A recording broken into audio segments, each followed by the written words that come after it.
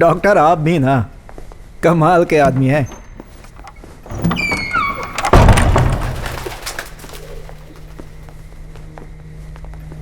आप हमें पहले ये बात बता देते कि ये जगह आपकी पत्नी के नाम पर है। तुम लोग पहले से एक दूसरे को जानते हो क्या? चलो फिर तो काम जल्दी ही हो जाएगा। हाँ।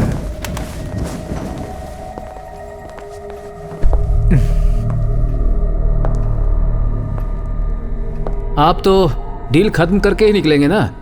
सब कुछ ठीक ठाक रहा तो चुटकियों में डील फाइनल कर सकते हैं हम लोग। क्यों डॉक्टर? बिल्कुल सही कहते हैं, एक बार डील हो जाए तो फिर देरी करना अच्छी बात नहीं। वैसे आपने अपने रिश्तेदारों के साथ एग्रीमेंट कर लिया है ना? क्या है कि एक बार जगह बिक गई और किसी केस में फंस गए तो मुश्किल हो सकती है। सिर्फ हमारे लिए नहीं, आपके लिए भी।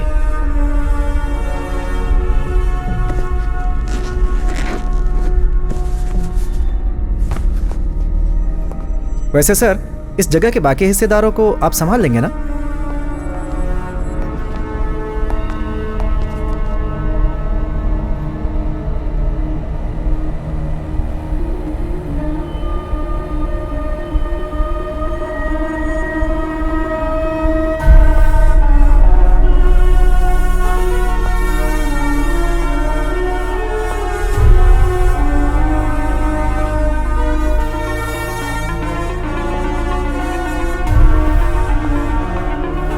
ये क्या है? क्या कर रहे हो तुम? हमें यहाँ बुलाकर चाल चल रहे हो? तुम जानते नहीं मैं कौन हूँ।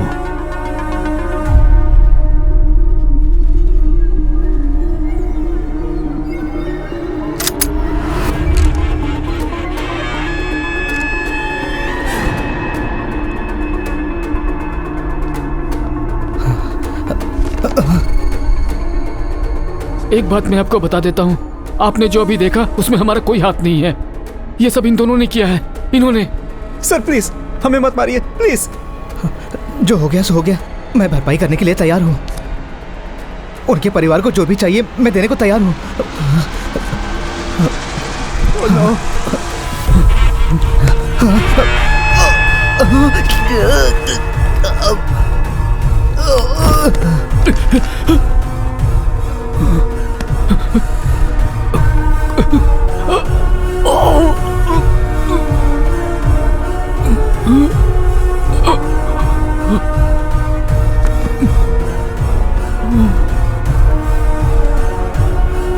नहीं सर प्लीज।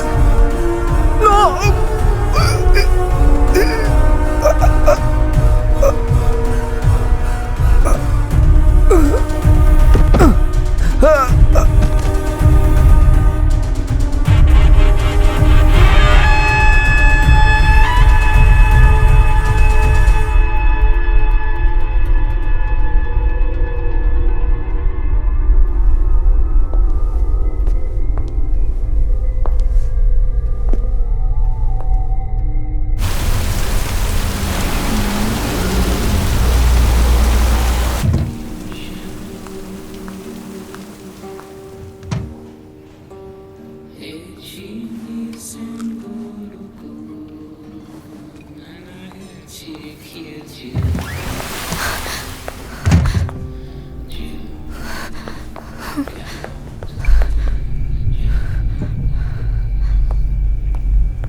मैम उस टेबल पर बैठिए।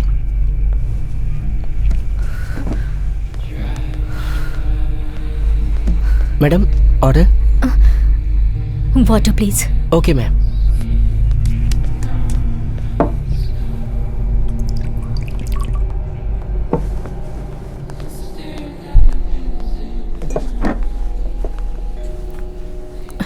Excuse me, are you in some sort of trouble? I can help you. नहीं, तुम मेरी मदद नहीं कर सकती। That means you are in trouble. I'm Harshita Chopra. I'm a police officer. I can help you. नहीं, पुलिस को phone मत करना। अगर मुझे पता होता आप पुलिस ऑफिसर हैं तो मैं आपसे बात ही नहीं करती। नहीं, कोई हमारी मदद नहीं कर सकता।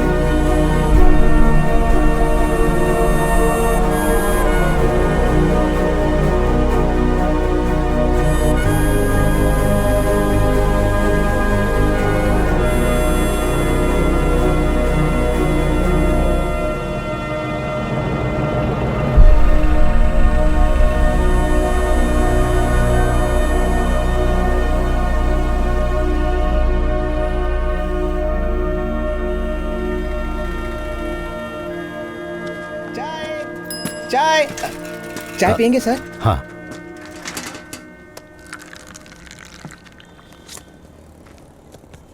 सर ये तो हाँ हाँ।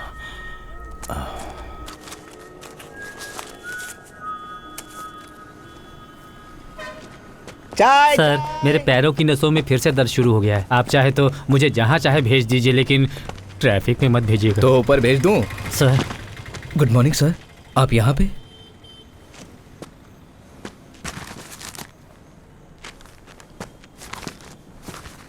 इन्होंने फिर से ज्वाइन किया है? मेरा अखबार गया, अब मुझे दूसरा खरीदना पड़ेगा, नहीं तो टॉयलेट में बोर हो जाऊंगा यार। क्या करोगे पढ़कर? कुछ नहीं, सब बकवास है।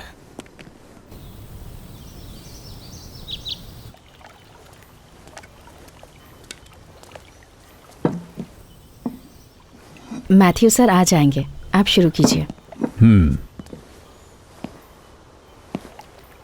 हाँ आओ Matthew. Good morning Matthew sir. बैठो। Good morning. जब भी तुम लेट होते हो मुझे लगता है वक्त पर आने की तुम अपनी आदत भूल चुके हो। कोई बात नहीं, 10 मिनट लेट चलता मैथ्यू है। Sir breakfast. It's okay, it's okay. खाओ ना Matthew. No no no sir. तो 7 महीने की छुट्टी के बाद तुम आज वापस ज्वाइन कर रहे हो, और आज शाम तुम नौकरी छोड़ भी रहे हो। फैसला सोच समझ कर किया है ना? तो आज तुम्हारी सर्विस का आखिरी दिन है। मेरी इस बात का बुरा मत मानना, पर मेरे हिसाब से तुम भाग रहे हो। भाग रहा हूँ मैं? यस। हाँ। कहाँ से भाग रहा हूँ? कहाँ भाग रहा हूँ? सब लोग जानते हैं कि तुम्हारे साथ क्या क्या हुआ था, और मुझसे बेहतर कोई नहीं जानता कि तुम्हारा इस पर क्या प्रभाव पड़ा है। पर ये वॉलंटरी रिटायरमेंट कोई हल नहीं है मैथ्यू। जब तुम्हारे पास कुछ करने को नहीं होगा तो तुम्हारे दिमाग में फालतू ख्याल आएंगे। वो फालतू के ख्याल नहीं है सर, वो यादें हैं, और अब मेरे पास बस यादें ही हैं। I live in the past and that's why I am psychologically unfit for policing. मैं तुम पर दबाव नहीं डालूंगा। तो कल सुबह तुम एक यात्रा पर निकल रहे हो, लेकिन तुमने मुझे बताया नहीं तुम कहाँ जा रहे हो। सर ये एक मिशन है सर। मुझे नीलिमा की आखिरी इच्छा पूरी करनी है। उसने जिंदगी में मुझसे बस एक ही चीज मांगी थी। खैर छोड़ो, फिलहाल मैं तुम्हारी जगह किसी को पोस्ट नहीं कर रहा हूँ। कमिश्नर फिलहाल सिटी टास्क फोर्स संभाल लेगा, और तुम्हारी जगह किसी को रखना इतना आसान नहीं है मेरे दोस्त। But the show must go on sir. मुझे डर है शो कहीं बंद ना हो जाए। सर तुम्हें मेरी हेल्थ इश्यूज के बारे में तो पता ही है। ये जल्दी थक जाना और अचानक वजन कम होना। डॉक्टर्स काफ़ी टेस्ट कर चुके हैं। बॉम्बे के टाटा इंस्टीट्यूट में कुछ सैंपल्स भी भेज दिए गए हैं, और आज रिजल्ट्स भी आने वाले हैं। सर खैर छोड़ो, जाने से पहले शेव कर लेना। सर रहने दो, दाढ़ी में बिल्कुल किसी फिलोसोफर जैसे दिखते हो, एंड इट सूट्स यू। चलो।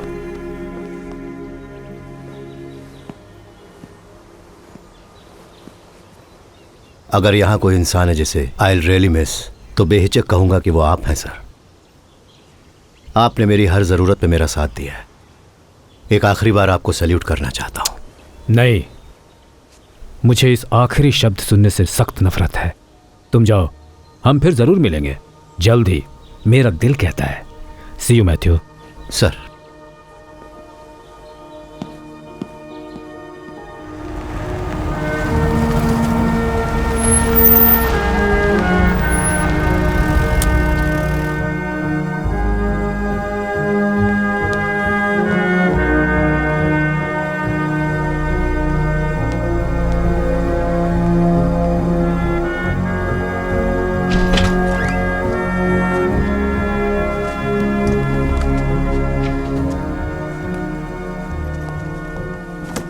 सुनो अनिल सर। मुझे गत्ते का एक बड़ा सा बॉक्स चाहिए होगा। ओके, मेरी सर। बुक्स और पर्सनल फाइल्स पैक करने सर के लिए। क्या आज ही आप? तुम जानते हो तो दोबारा क्यों पूछ रहे हो? सर मैं आए? हाँ श्रीनी आओ। और बताओ क्या चल रहा है? सर तो आपने फैसला कर लिया है? फिर से सोच लीजिए। मैं डीजी से मिल चुका हूँ। मुझे जो भी कहना था मैंने उन्हें बता दिया है। इसका मतलब इस बारे में आप मुझसे कोई बात नहीं करना चाहते? नाराज मत हो यार, सर तुम तो सब समझते हो। अब ये सब मुझसे नहीं होगा। सर समझ तो आप नहीं रहे, मैं पिछले 25 सालों से सैल्यूट करता आ रहा हूँ सुपीरियर्स को, उन्हें जो इस देश पर राज कर रहे हैं। पर दिल से सैल्यूट करने का मन सिर्फ आप जैसे किसी लायक इंसान को ही करता है, पूरी इज्जत के साथ। लेकिन आपके जाने के बाद that's what I am going to miss. Sheeni, I know you feel bad sir. City task force वही यूनिट है जिसे मैंने बहुत मुश्किलों के बावजूद खड़ा किया है सर। बल्कि जब मैं पिछले 7 महीने से छुट्टियों पर था, मैं जानता हूं तुमने मेरा काम बखूबी निभाया, और वो भी बिना किसी और की मदद लिए, सिर्फ और सिर्फ मेरी खातिर। आज इतने दिनों के बाद जब मैंने अपनी ड्यूटी ज्वाइन की है और उसी दिन मैं वॉलंटरी रिटायरमेंट लेकर जा रहा हूं, यू फील लेट डाउन। जाने दीजिए सर, जो कुछ आपके साथ हुआ अगर मेरे साथ हुआ होता तो मैं तो अब तक पागल हो चुका होता। आर यू श्योर सर कि मैं पागल नहीं हूं?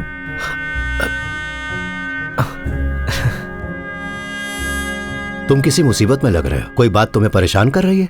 क्या आज सुबह आपने अखबार नहीं पढ़ी? नहीं, क्यों? कुल 3 लोगों के खून हुए हैं सर। तीनों बड़े आदमी थे। उसमें से एक तो हमारा पुराना कलीग था, रिटायर्ड एसीपी विनोद अब्राहम। असली बात आपको क्राइम सीन देखने के बाद ही पता चलेगा। किसी तरह की जबरदस्ती या हिंसा का नामो निशान नहीं। चेहरों पर ब्लैक मास्क लगाकर तीनों लाशों को बिल्कुल समान दूरी पर रखा गया था।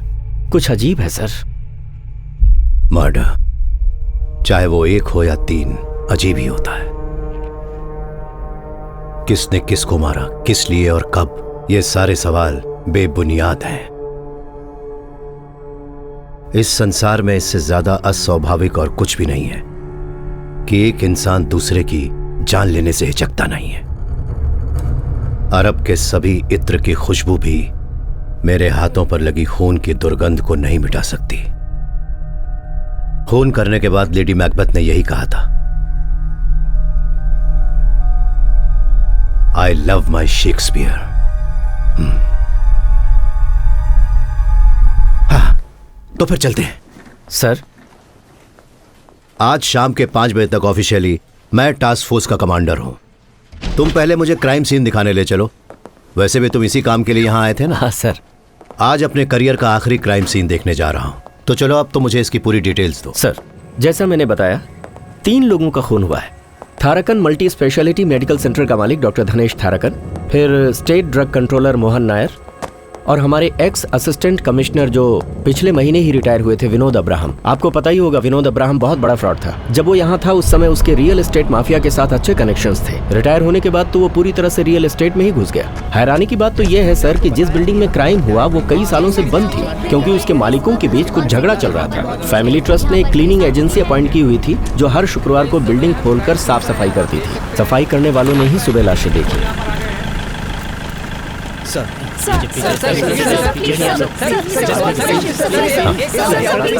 आज सुबह मैं तुमसे पूछना भूल गया, अब तुम्हारे पैरों का दर्द कैसा है? बहुत बुरी हालत है सर, मैं आयुर्वेदिक दवाइयाँ ले रहा हूँ। पेट कम करने की दवा लो। सुना है आप मुझे ट्रैफिक ड्यूटी में शिफ्ट कर रहे हैं, लेकिन मैं ज्यादा देर खड़ा नहीं रह सकता, कुछ कीजिए ना सर, इनसे हालचाल पूछिए, ये डिमांड रखने लगते हैं।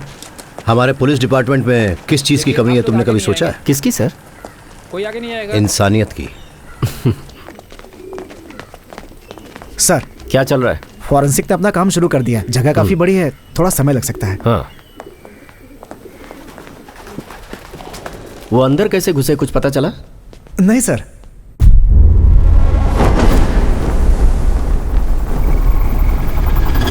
क्लीनिंग एजेंसी के जो लड़के हैं उन्हें जाने मत देना। चाबियां सिर्फ उन्हीं के पास हैं। शायद उन्होंने डुप्लीकेट बनवाई हो। सर, मैंने उन्हें पुलिस स्टेशन भेज दिया है। हाँ, और मरे हुए लोगों के रिश्तेदार सुबह से ठीक है, उन्हें खड़े बाहर हैं। इंतजार करने दो। सर, ये हर्षिता चोपड़ा है, अभी हमारी टास्क फोर्स का हिस्सा है। इससे पहले एएसपी रह चुकी हैं।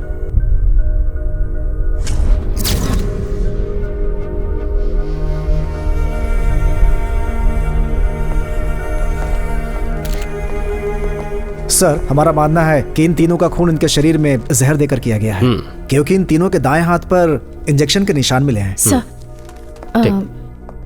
कुछ कहना चाहती हो?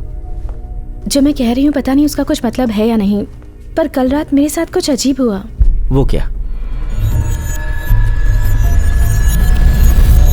वो रेस्टोरेंट बस यहाँ से 1 किलोमीटर की दूरी पर है, तो वो घटना और ये कत्ल, इनके बीच कुछ तो लिंक है, बस ऐसा मुझे लगता है। अरे कोई लड़की अपने पति या बॉयफ्रेंड से लड़कर ऐसे ही वहाँ उस कॉफी शॉप पर आ गई होगी। तुम्हारे पूछने पर उसने कहा कि वो नहीं चाहती कि पुलिस उसके मामले में पड़े और हड़बड़ी में निकल गई। उसका इस मर्डर केस से क्या संबंध हो सकता है?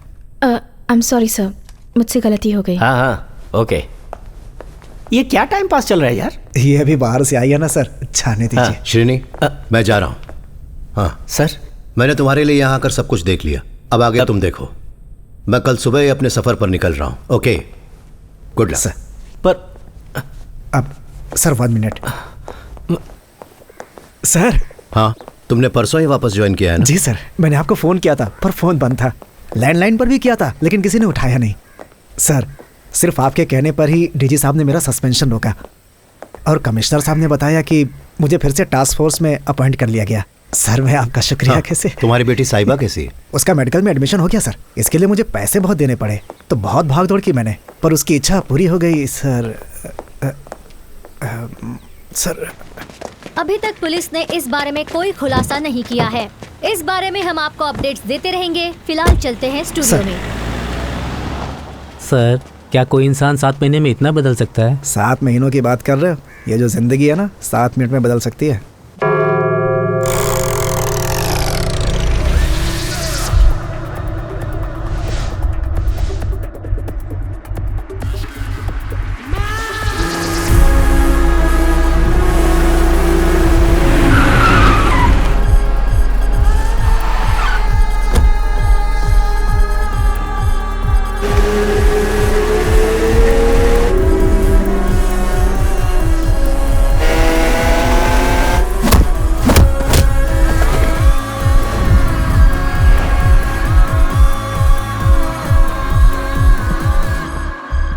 Are you a cop?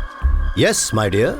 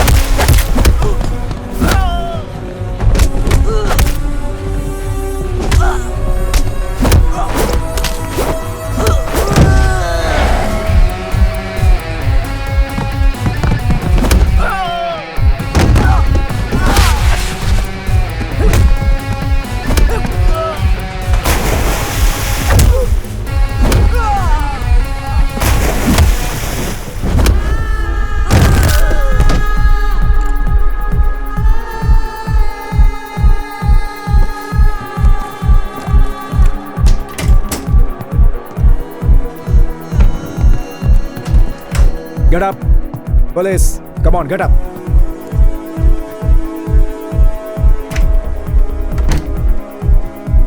कुछ नहीं मिला सर, नथिंग। Come.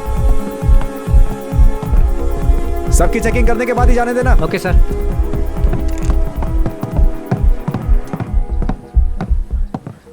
ठीक है, मैं देखता हूँ। Yes police. Police sir, I am Madhusudan Reddy from Hyderabad. What brings you here? Sir, वो मैं अपने दोस्त की बेटी की शादी में आया हूँ। मेरे कुछ दोस्तों ने मुझे बुलाया है। Party, music, I love music sir, but no drugs sir. कसम से सर, मेरा यकीन कीजिए sir. Okay, okay. I'll take a picture. Sure sir. Thank you.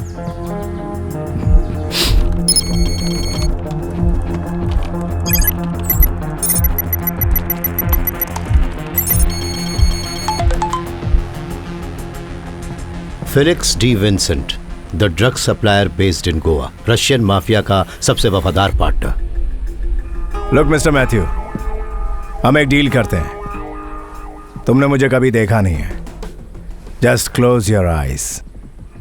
तुम चाहो तो वहां पड़े 2 बैग अभी ले जा सकते हो, बाकी जहां कहोगे वहां पहुंचा दूंगा। मुझे जाने दो, नहीं तो पूरी जिंदगी पछताओगे। सब कुछ बदल जाएगा। मुझसे पंगा मत लेना सर। कम ऑन फेलिक्स, मुझे उम्मीद थी कि तुम्हारी धमकी में कुछ तो क्लास होगा, पर तुमने मुझे बिल्कुल निराश कर दिया।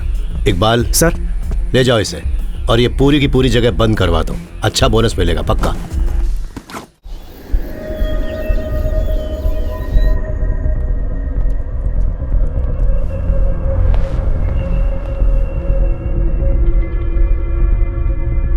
बिना मेरे सवालों का जवाब दिए तुम कब तक इस तरह से बैठे रहोगे फेलिक्स? ये एक ऐसी जगह है जिसके बारे में ज्यादा लोग नहीं जानते।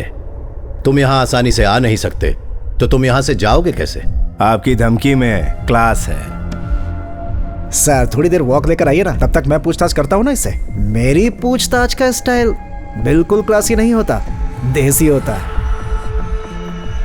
केरला में जगह जगह पर माल पहुंचाना, तुम्हारा यहां का सारा dealer network, raw material sourcing, मुझे उन सब की जानकारी चाहिए। बिना बताए यहां से निकल नहीं पाओगे। मुझे यहां से जाने की कोई जल्दी नहीं है। Actually I like this place.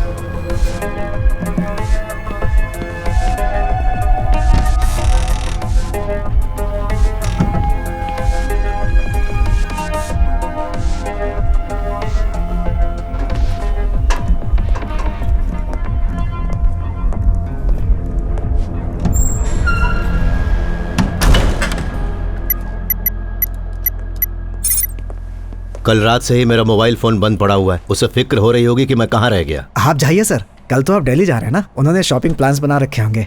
वो यहाँ पर इसीलिए आई है, लेकिन मैं फेलिक्स को यहाँ कस्टडी में छोड़कर दिल्ली कैसे जा सकता हूँ? परसों तो आप वापस आ ही जाएंगे ना सर। 2 दिनों के लिए मैं इसे संभाल लूंगा, मुझे हाथ दिखाने का मौका मिलेगा। Hey, no third degree stuff Iqbal. तुमने डीजी का सर्कुलर पढ़ा है ना? पुलिस से कह रहे हैं कि वो किसी को ना मारे। बंदर पेड़ पर चढ़ने से बाज आएगा। हमारा तो काम ही है क्रिमिनल्स को मारना सर। तुम सुधर जाओ। और तुम्हारी बेटी साहिबा का क्या हुआ? सर मुझे नहीं लगता कि उसके मनपसंद कॉलेज में उसका एडमिशन हो पाएगा। आप इस मामले में लकी रहे। एम्स एंट्रेंस एग्जाम में 3rd आना कोई छोटी बात नहीं होती है सर। मेरी ओर से कांग्रेट्स कहिएगा उसको। थैंक्स। हे मालू, सॉरी बेटा, मैं जरूरी काम में फंस गया था। चलो चले। मम्मी कहाँ है? मम्मी मेरे लिए मॉल में कपड़े सिलेक्ट कर रही हैं। उन्होंने कहा था आपको परेशान न करूं, पर मैं जा रही हूं ना, तो मुझे पता नहीं कि अब आपके साथ शॉपिंग का मौका कब मिलेगा। सॉरी बेटा, मैंने तुम्हें बताया था ना। क्या करूं, मेरा काम ही ऐसा है। आपको पता है ना मुझे दुनिया के किस काम से सबसे ज्यादा नफरत है? Police. Because it involves violence. ओह।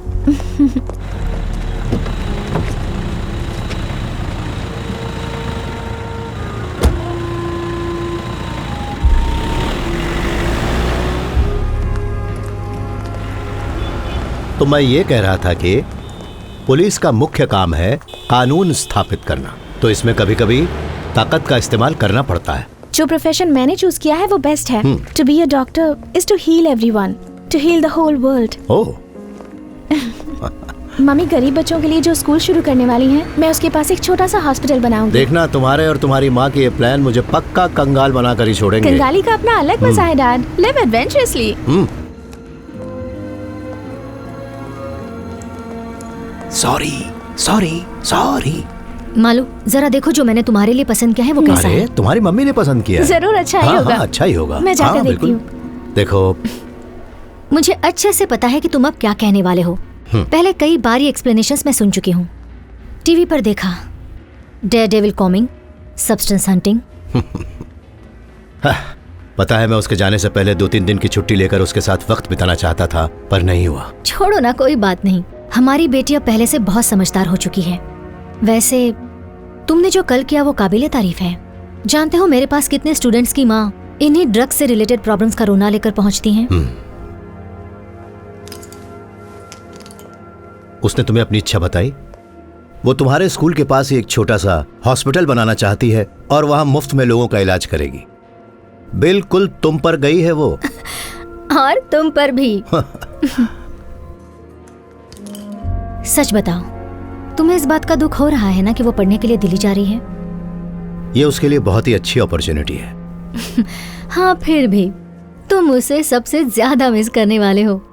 तुम्हें तो कोई दुख नहीं हो रहा लगता है। दुख तो हो रहा है, पर मैं तुमसे ज्यादा स्ट्रांग हूँ। तुम्हारा दिल नाजुक है ना। अब घर में सिर्फ हम दोनों ही रह जाएंगे।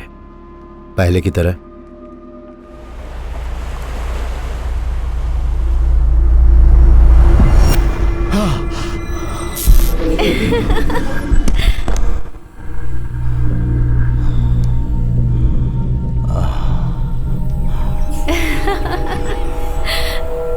पापा।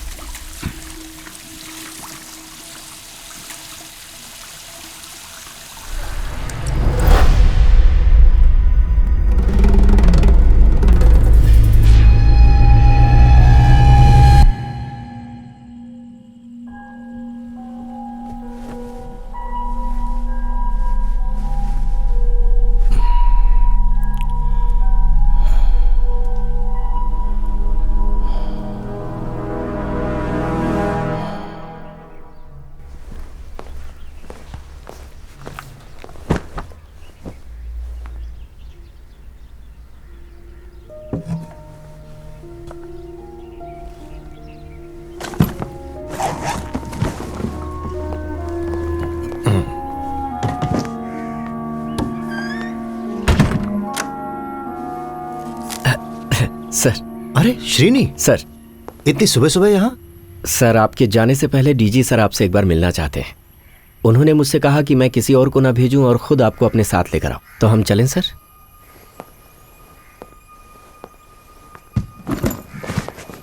मैं अपनी गाड़ी में आऊंगा, तुम फॉलो करो। मैं आपके साथ चलता हूं सर।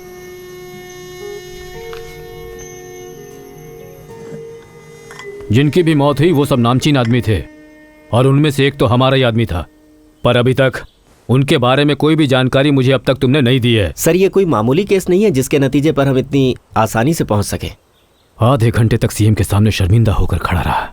कितनी बेइज्जती की बात है। तुम क्या सोचते हो? Any take on this? मुझे कोई आइडिया नहीं है sir. Matthew, I need your help. किसी में भी इतनी काबिलियत नहीं कि तुम्हारी तरह जुर्म की तह तक पहुंचकर उसका पता लगा सके। This is your kind of game Matthew. मैं इसके लायक नहीं हूं सर। और बस इतना ही नहीं, मैं अब इस फोर्स का हिस्सा भी नहीं रहा। मैथ्यू, मुझे बस तुम्हारी राय की जरूरत है। सर्विस में तुम चाहे रहो या न रहो, तुम्हारी पर्सनल चॉइस है। ये पूरी टीम, पूरा इंफ्रास्ट्रक्चर सब तुम्हारे हाथ में है।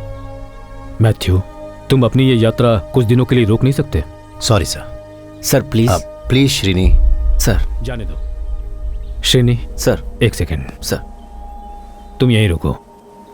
मैथ्यू, जरा आओ।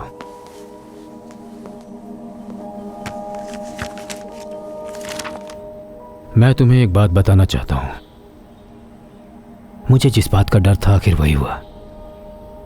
टेस्ट के रिजल्ट्स आ गए, पॉजिटिव है।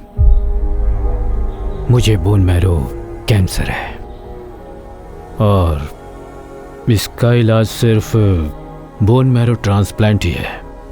लेकिन कुछ भी हो सकता है और अगले स्टेज के बाद तो दर्द और भी बढ़ जाएगा। और इन सब के बीच ये केस आया है। मैं और भी कमज़ोर पड़ गया हूँ, इसलिए मैंने तुम्हें यहाँ बुलाया। मैंने ये बात किसी और को नहीं बताई है, सिर्फ तुम ही हो जिसे मैं बता सकता हूँ। लेकिन तुम अपना जाना कैंसिल मत करो।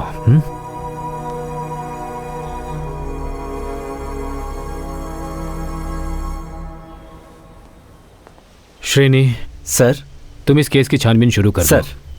मैं भी आज शाम की रिव्यू मीटिंग के लिए आऊंगा। Will do our best sir. Good sir. मैं तुम्हें शाम को। सर, वो ऑफिसर क्या नाम था उसका? हर्षिता? सर, वो उस दिन कुछ बता रही थी ना, रेस्टोरेंट में जो बुर्का पहने मिली थी। उसका इस केस से कोई लेना देना नहीं। लेना देना है श्रीनी। सर, हर्षिता और इकबाल से कहो कि जल्दी उस रेस्टोरेंट में पहुंचे, मैं वहीं मिलूंगा। तो फिर आपने अपना जाना टाल दिया? रिव्यू मीटिंग कैंसिल कर दीजिए। मैं शाम को आपसे आकर मिलता हूं sir. Thank you Matthew, thank you very much. He is on sir. Srini.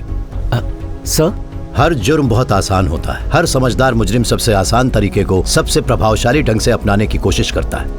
यह केस जितना मुश्किल लग रहा है, दरअसल उतना मुश्किल है नहीं। Don't lose your focus. Sir.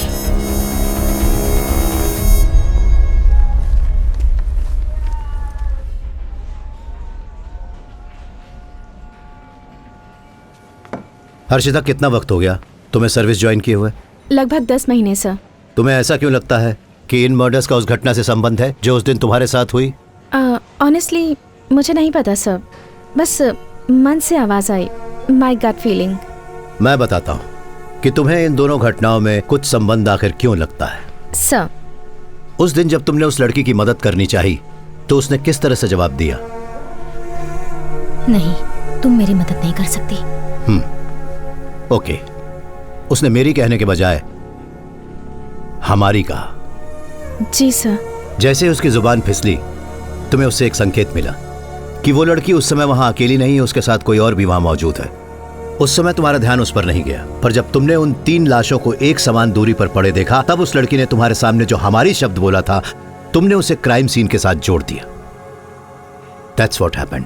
Sir, जैसे ही वो दरवाजा खोलकर अंदर आई, उसने कांच के पार्टीशन से बाहर की तरफ देखा, जैसे कोई उसका पीछा कर रहा हो, है ना? Right sir. हर्षिता, तुमने उस कांच के बाहर देखने की कोशिश की? नहीं सर। तो जाओ, जाकर देखो। क्या तुम दूसरे के नजरिए से चीजें नहीं देखना चाहोगी? एक काबिल पुलिस वाले को यह करना चाहिए। Just go and see. Sir.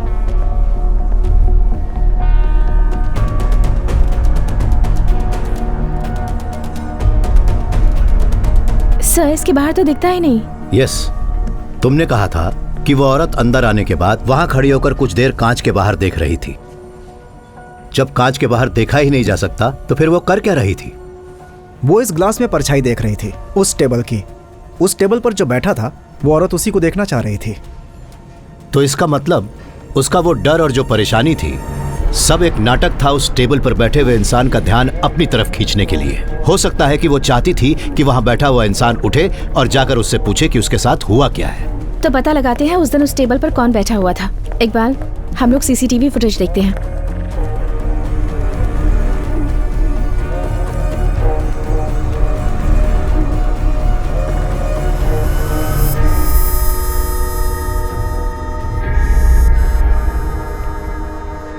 Sir, इस सीसीटीवी फुटेज में तो यस, इट्स मी। काफी दिनों से अक्सर मैं यहाँ रात को 8:30 बजे आता हूँ, डिनर करके 9:30 बजे तक चला जाता हूँ। उस लड़की ने यह सब नाटक शायद इसलिए किया क्योंकि उसे मेरी इस रूटीन के बारे में पता था। शायद वो चाहती थी कि मैं कुछ रिएक्शन दूं, पर ऐसा कुछ भी नहीं हुआ। पर क्यों सर? मालूम नहीं क्यों। हर्षिता, तुम्हें उसके बारे में और क्या याद है? उसके बात करने का ढंग याद है? वो पढ़ी लिखी थी सर, बिल्कुल मॉडर्न साउंड कर रही थी। और सर, कुछ अजीब था। अजीब क्या? शी स्मोक्स, ऐसा मुझे लगता है। उसके हाथों के बारे में कुछ बताओ। फिंगर्स, नेल्स, कुछ याद आता है? जहाँ तक मुझे याद है उसके हाथ लंबे थे, वायलेट नेल पॉलिश और हाथ पर ओम का टैटू था। उस दिन यहाँ जो कुछ भी हुआ मैंने ज्यादा ध्यान नहीं दिया, मुझे फिक्र ही नहीं थी। पर मैंने उस लड़की के जूते नोटिस जरूर किए थे। मेरी एक अजीब सी आदत है, मेरा यह मानना है कि आप किसी भी इंसान का कैरेक्टर उसके जूते देखकर बता सकते हैं। उसने बूट्स पहने हुए थे, cigarette smell, violet nail polish, Om tattoo, boots. बुर्खा पहने एक डरी सहमी सी लड़की जो किसी से बचने की कोशिश कर रही थी और उसे उसकी जान का खतरा भी था। कुछ तो गड़बड़ जरूर है। इस केस से जरूर उसका कोई तो संबंध है, उसे ढूंढना ही होगा। अब हमें मरे हुए लोगों की कुंडली निकालनी होगी इकबाल। आखिर वही तीनों एक साथ क्यों? Tharakan's medical city chairman and managing director doctor Tharakan, state drug controller Mohan Nair, retired DSP Vinod Abraham. इन तीनों का आपस में संबंध क्या है इकबाल? सर, आपको वो वाकया तो याद होगा ना? 10 महीने पहले, तारीख थी 23 अक्टूबर 2016, थाराकंस मेडिसिटी में एक बहुत बड़ा हादसा हुआ था। उन्होंने डेंगू के इलाज के लिए एक बिना लाइसेंस के इंपोर्टेड ड्रग का इस्तेमाल किया था, जिसमें 9 से 16 साल के 8 बच्चों की मौत हो गई थी। ये उस समय की सनसनीखेज खबर थी सर। सरकार तक ने ड्रग कंट्रोलर को रिपोर्ट दर्ज करने के लिए कहा था। ड्रग कंट्रोलर की गलत रिपोर्ट के कारण डॉक्टर थरकन निर्दोष साबित हुए थे। मतलब थरकन और ड्रग कंट्रोलर मोहन नायर के बीच कोई समझौता जरूर हुआ होगा। उन दोनों ने प्रॉपर्टीज में भी मिलकर इन्वेस्टमेंट की थी सर, खासकर अक्टूबर 2016 के बाद। मान लेते हैं कि थरकन और मोहन का कत्ल बिना लाइसेंस के ड्रग इस्तेमाल करने वाले केस की वजह से हुआ है, पर तीसरा आदमी जो मारा गया विनोद, उसका इस केस से तो कोई संबंध नहीं है। He is an odd man out. तो फिर उसको इनके साथ ही क्यों मारा? सर, थाराकन और मोहन नायर के रियल एस्टेट के धंधे में जो आदमी एजेंट बना हुआ था वो अपने विनोद सर थे, और विनोद सर इन दोनों बदमाशों के जरिए अपनी गैर कानूनी जमीन का धंधा भी चलाते थे, जॉइंट जॉली और पाइप पांडे। अरे बिल्कुल सही सुना। हम बस 40 के कागज बनवाएंगे और बाकी का 10 कैश चाहिए। कैश के बिना डील नहीं करूंगा। सिंगल प्राइस 50 और उसमें 10 कैश। समझ गए ना? मुझे पता है आपके पास बहुत रोकड़ा पड़ा है, अगर आप चाहे तो मुंबई में भी दे सकते हैं। अरे बहुत आदमी है हमारे वहाँ पर। रमेश सर, पांडे बोल रहा हूँ। हाँ वही पाइप पांडे। कर्नाटका में भी ले सकते हैं, 5% एक्स्ट्रा लगेगा। हाँ अभी मार्केट में तो बेस्ट रेट चल रहा है ना। कर क्या रहा है? 5% मतलब 5% कितना हुआ? ये तो ना ला दे मुझे। हाँ रमेश सर, मैं शाम को बात करता हूँ। अरे जब मैं डील कर रहा हूँ तो बीच में भोगना जरूरी है क्या? पिछले 8 महीने से उस जगह को निकालना चाह रहा हूँ। जब मैं उस बेवकूफ रमेश को मना चुका हूँ तो तू बीच में आके अपनी नाक क्यों रगड़ रहा है? देख भाई, सारा झोल मैं ही करता हूँ तो कमीशन भी मैं तय करूंगा। तू दिमाग से काम करेगा नहीं क्योंकि वो तेरे पास है ही नहीं। पर अपना जो मुंह है ना उसे बंद रखना। जिससे मिलने जा रहे हैं ना, खतरनाक है, बहुत खतरनाक। कैसा खतरा यार? सस्पेंड हो चुका है वो। चला तू। क्या रे, मैंने कहा था ना 1 बजे मिलने आ रहा हूँ, आधे घंटे से इंतजार करवा रहा है। नहीं सर, वो रास्ते में एक डील की बात कर रहे थे। गरम क्या है तो तेरे लेट हो पास? गए। सर नमकीन लेंगे? मत लीजिए सर। वैसे सर हमसे मिलना क्यों चाहते थे? कोई खास बात नहीं है। तुम दोनों विनोद सर के अंतिम संस्कार पर कहाँ थे? तुम दोनों तो उनके दाहिने हाथ थे ना, क्या बोलते हो? उस समय हम शहर में नहीं थे, मुंबई गए हुए थे। सब कह रहे हैं कि रियल एस्टेट एकदम मंदा चल रहा है, फिर भी विनोद सर ने इतने कम समय में ही इतना ज्यादा माल छाप लिया। क्या राज था इसके पीछे? लगता है आप भी उसी नाव में चढ़ना चाहते हैं। विनोद सर तो अचानक टपक गए, उनकी जगह खाली है। सर आप वो जगह आसानी से भर सकते हैं। लेकिन विनोद सर आपकी तरह नहीं थे सर। यही तो करप्शन का फायदा है, हर जगह सॉलिड कनेक्शन बन जाते हैं और इज्जत भी मिलती है। खैर आपकी सस्पेंशन कब खत्म हो रही है सर? सर एक सस्पेंड हुआ पुलिस वाला और आउटडेटेड सुपरस्टार एक जैसे होते हैं। फिलॉसफी। अच्छा सुनो, हाँ वो जो बंद पड़ा बंगला है, विनोद सर और बाकी के 2 लोग, क्या संबंध था उनमें? बंगले के मालिकों में तो झगड़ा चल रहा था ना, तो क्या विनोद सर ने उनके बीच का झगड़ा सुलझा दिया था? ओह, तो ये वजह थी कि आप हमसे मिलना चाहते थे। क्यों सर, वो प्रॉपर्टी आपको चाहिए क्या? हाँ सोच तो रहा हूँ। वो मुश्किल है सर, हम बहुत कोशिश कर चुके हैं। इतना ही नहीं, उस बिल्डिंग के मालिक दुनिया भर में फैले हुए हैं और सभी एक दूसरे से नफरत करते हैं। विनोद सर की भी उस प्रॉपर्टी में नजर थी, जब लगा हाथ नहीं आएगी पीछे हट गए। तो फिर वो लोग उस बंद बिल्डिंग के अंदर आखिर करने क्या गए थे? क्या पता सर, 2 दिन से यही सोचकर हम भी परेशान हैं। हाँ, बंद बिल्डिंग में घुसे कैसे और अंदर उनकी लाश मिली। अब आप उस प्रॉपर्टी को छोड़ दीजिए, और भी कई बढ़िया प्रॉपर्टीज हैं। हम पर भरोसा करके देखिए, बहुत मजा आएगा। जिंदगी का मतलब शान से जी। मैं भी यही सोच रहा हूँ। अच्छा तुम लोग अभी भी ड्रग्स बेचते हो? उसमें बहुत खतरा है सर, और जब से ऋषिराज सर आए हैं ना, धंधा ही बंद हो गया। लेकिन अगर कोई अच्छा माल है तो बताइए ना सर। मशरूम, फिश, केमिकल या फिर ऐसा ही कुछ। सर आपकी तो एक्साइज और एंटी नार्कोटिक्स में अच्छे कनेक्शन हो गए ना सर। बोलिए तो फिर से धंधा शुरू कर देता हूँ। ऐसे किसी धंधे का नाम भी मत लेना। वो क्यों? वो इसलिए क्योंकि 2 दिन पहले मैंने ड्यूटी ज्वाइन कर ली है। अगर दोबारा ये धंधा करते हुए दिख गए ना, मैयत निकाल दूंगा दोनों की। तो इधर आ। क्या कहा तूने? सस्पेंडेड पुलिस वाला और आउटडेटेड सुपरस्टार एक जैसे होते हैं? इतनी जोर से क्यों मारे सर? सुपरस्टार सच में थोड़ी मारता है। हाँ समझ गया। जहां कत्ल हुआ उस बंगले को हर शुक्रवार को ही खोला जाता था ना? जी सर। लगता है गुरुवार की रात इस वारदात को अंजाम देने के लिए जानबूझकर तय की गई थी, ताकि जब बंगला शुक्रवार को खोला जाए तो लाशें वहां पड़ी मिलें, बिना किसी नुकसान के, बिना सड़े गले। पर क्यों सर?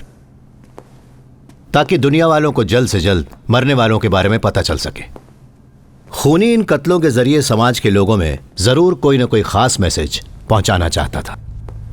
कुछ तो है जिसे हमने अनदेखा कर दिया है या अभी तक ढूंढ नहीं पाए। वो जरूर सीन ऑफ क्राइम पे है इकबाल, आई एम श्योर। 3 एकदम तंदुरुस्त लोग एक जहरीला इंजेक्शन लगवाने के लिए इतनी आसानी से आखिर मान कैसे गए? ये कुछ अजीब सा नहीं है? खुद को बचाने का मौका नहीं मिला होगा सर उनको, क्योंकि हो सकता है गन पॉइंट पर हो वो तीनों। बिल्कुल सही। तो इसका मतलब खूनी अकेला नहीं था, कम से कम 2 लोग और थे। एक के हाथ में गन होगी और दूसरे के हाथ में इंजेक्शन। सर, इस घटना से ठीक 2 हफ्ते पहले इनमें से एक अहमदाबाद के नंबर से अपने विनोद सर के पास एक कॉल आई थी सर। ये बात 7 मिनट 40 सेकंड तक चली। विनोद सर ने उसके बाद डॉक्टर थाराकन को फोन किया और थाराकन ने तुरंत मोहन नायर को। फिर डॉक्टर थाराकन ने विनोद सर को वापस फोन किया और आखिर में विनोद सर ने उसी नंबर पर फिर से फोन किया। इन सब कॉल्स में सिर्फ वही लोग शामिल हैं जिनका मर्डर हुआ, और बिल्कुल ऐसी ही घटना कत्ल के 1 दिन पहले भी घटी थी। तो इन सब बातों से हमें यह पता चलता है कि 2 हफ्ते पहले अहमदाबाद से विनोद को एक फोन आया था। फोन करने वाले ने शायद ये कहा होगा कि वो उस विवाद में फंसे बंगले के मालिकों में से एक है। सोचो अगर उसने विनोद से ये कहा हो कि वो लोग उस बंगले को बेचना चाहते हैं। Hello, yes. हाँ विनोद, हमने जिस प्रॉपर्टी के बारे में बात की थी, जिसे खरीदने की नाकाम कोशिश की थी, वही ना? मैं निकल रहा हूँ, 5 मिनट रुको बस। हाँ, प्रॉपर्टी का मालिक और उसकी पत्नी 24 तारीख को आ रहे हैं। हाँ, कहाँ पे हो? मैं पहुंच चुका हूं।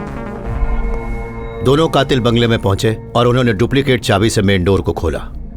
वो पहले से ही इंतजार कर रहे थे उन तीनों का। मेरा एक अनुमान ये भी है, ये भी तो हो सकता है कि बंगले के अंदर इंतजार करने वाले कातिल एक आदमी और एक औरत थे। हो सकता है कि उन दोनों ने खुद को पति पत्नी बताया हो ताकि डील थोड़ी और वास्तविक लगे। तो फिर जो औरत हमें रेस्टोरेंट में मिली थी वो उन हत्यारों में से एक थी sir? I won't be surprised.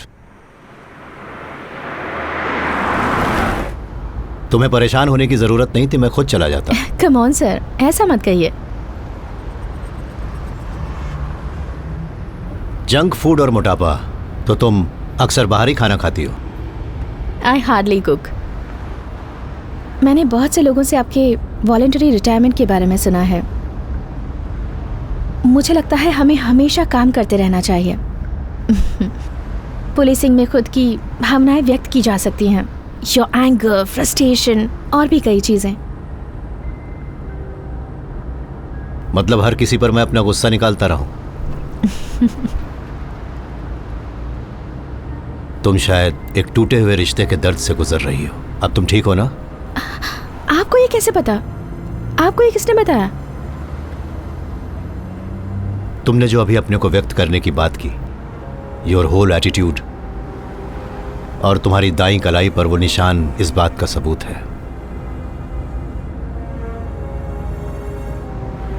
मैं नादान थी, वो मेरे लायक ही नहीं था।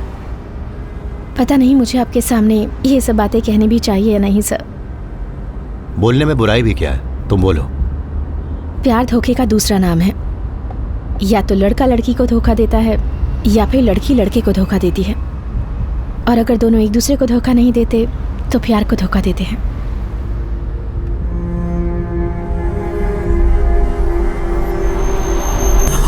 आप ठीक तो है ना सर? हाँ।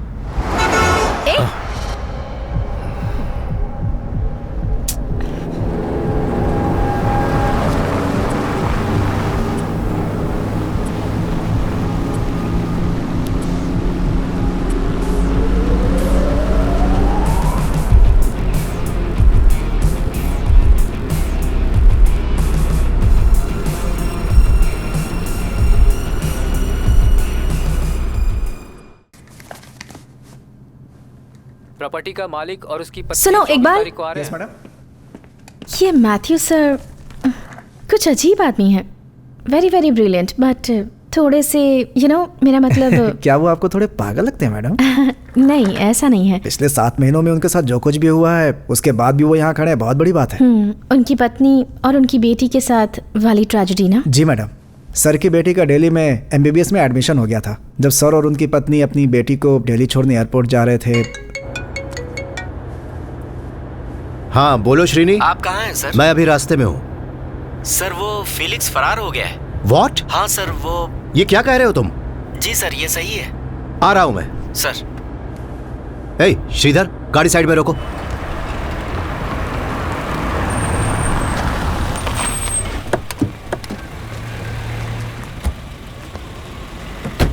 क्या हुआ? बेटा पापा को ना, आप नहीं चल रहे ना? मैं आ रहा हूँ ना, अगली फ्लाइट से पहुँचता हूँ, प्रॉमिस।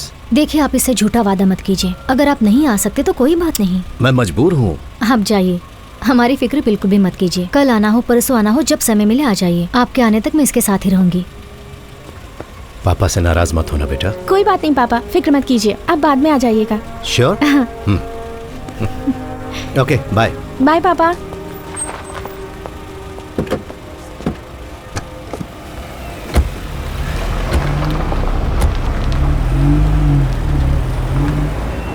तुमने बाल ठीक से नहीं बांधे।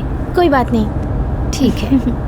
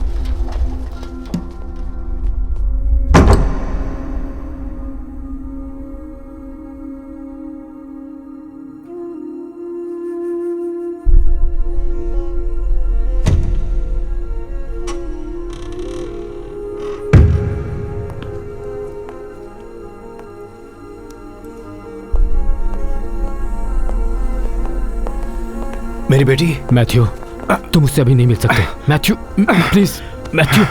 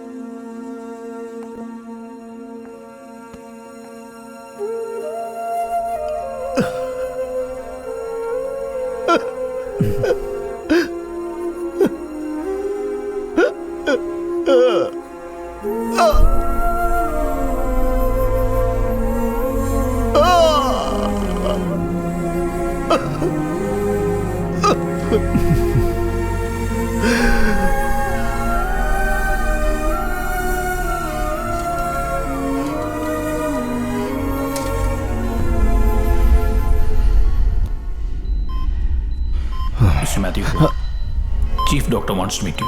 ओके। दूसरे डॉक्टर्स की राय के लिए हमने नीलिमा की केस फाइल्स को डेनमार्क भिजवाया था। तुम जानते हो, उनके पास भी इसका कोई इलाज नहीं है मैथ्यू। डीजीपी ने मुझे बताया कि तुम्हारा और नीलिमा का कोई और रिश्तेदार भी नहीं है।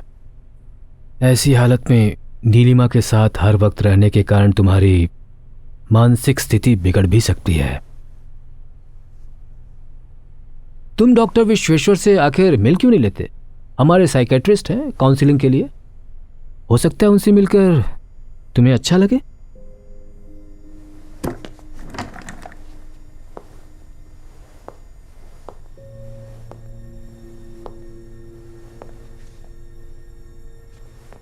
आप डॉक्टर्स हमेशा कहते हैं ना कि चमत्कार होगा, तो कोई उम्मीद है इस केस में ऐसा कुछ हो?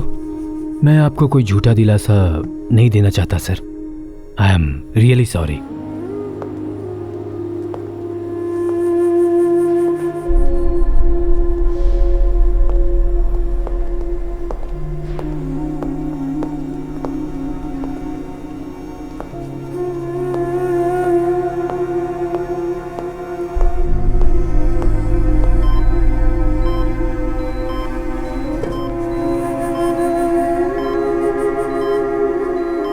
छह महीने तक सर मैडम के साथ हॉस्पिटल में ही रहे। जब मैडम की मौत हुई मैं उनसे मिलने गया था। वो बहुत बदल चुके थे, जैसे कि कोई पागल इंसान हो।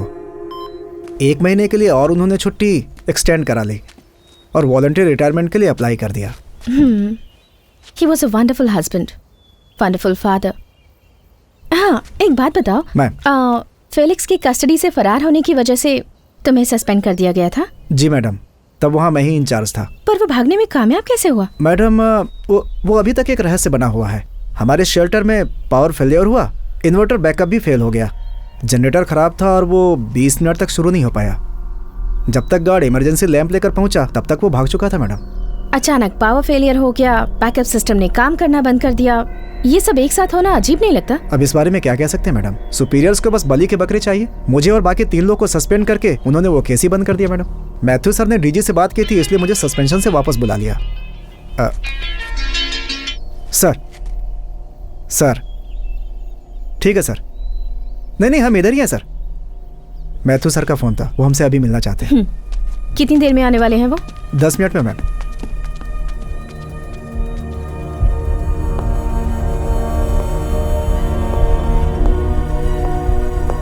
Iqbal sir, Tharakan's medical city में बिना लाइसेंस के ड्रग्स की वजह से जिन बच्चों की मौत हुई थी उनकी फोटोग्राफ्स वहां स्क्रीन पर दिखाओ। Okay sir.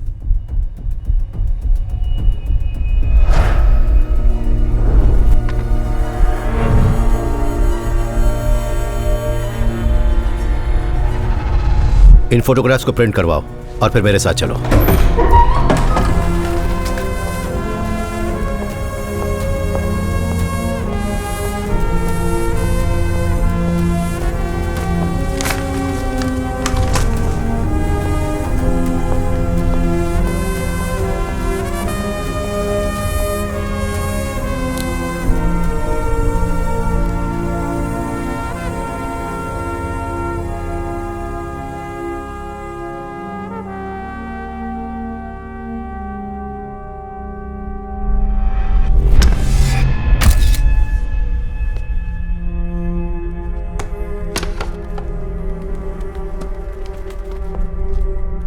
जिस दिन से मैं यहां से गया हूं, ऐसा कुछ तो था जो मैंने यहां देखा था, वो मेरे दिमाग में घूम रहा था। पर आज मुझे उस सवाल का जवाब मिल गया। यहां जितनी भी फोटोग्राफ्स हैं उनमें से सिर्फ इसी का फ्रेम अलग है। ये नया और मॉडर्न फ्रेम लगता है। तो खूनी इसके जरिए हम तक अपनी बात पहुंचाना चाहता है। इससे साफ पता चलता है कि डॉक्टर थाराकन और मोहन नायर का खून क्यों किया गया। हाँ, जैसा कि हमें पहले से शक था, जो इंसान इन बच्चों की मौत का जिम्मेदार है और जिसने उस इंसान का साथ दिया, उन्हें जो सजा हमारा कानून देता वही सजा उन्हें इस विलन ने दी। तो फिर सर, मिस्टर विनोद, उनका तो इन बच्चों की मौत से कुछ भी लेना देना नहीं था। अब इसी सवाल का जवाब हमें ढूंढना है। पर एक बात तो साफ है, इन हत्याओं की वजह आपसी दुश्मनी नहीं है। इसकी वजह है मासूमों को इंसाफ न मिलना, और इस वजह से शायद और भी हत्याएं होंगी।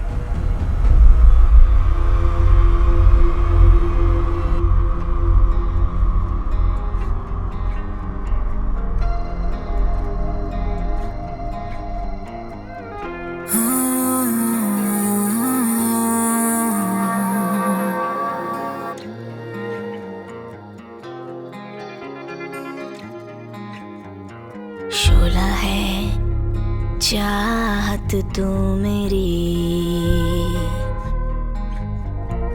तू ही दिल धड़कन तू मेरी, तू जो चाहे तू जो ढूंढे आ दिखा दूं मैं वो तुझको। मेरी पलकें मेरी जुल्फें देना चाहे छाऊं तुझको।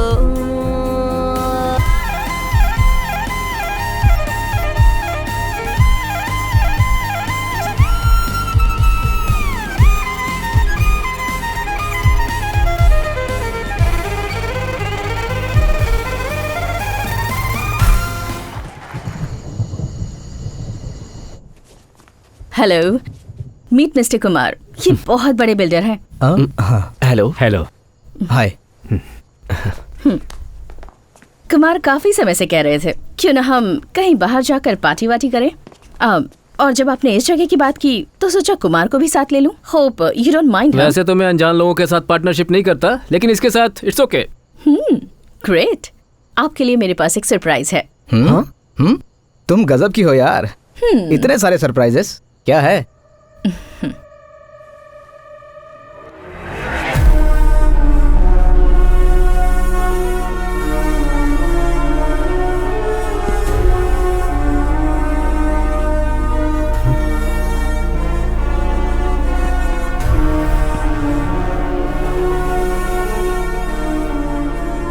कौन है तू? श्रेया, ये सब Seeing is believing. हाँ? What?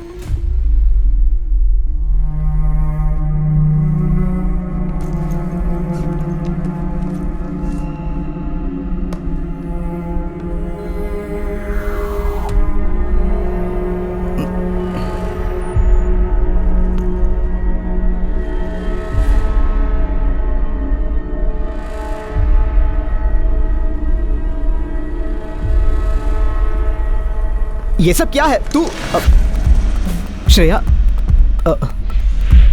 श्रेया सुनो please.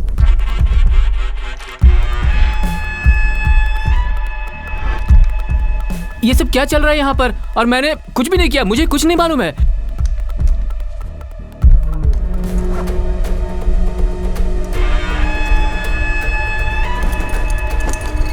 No please please no.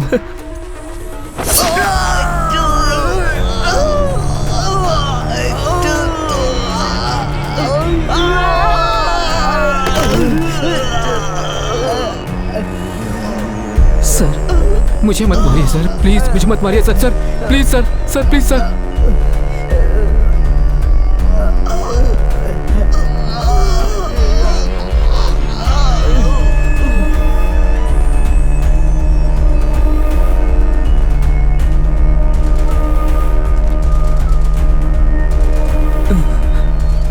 Sir sir sir sir please sir, please sir, please please please please please sir, मुझे छोड़ दीजिए सर। है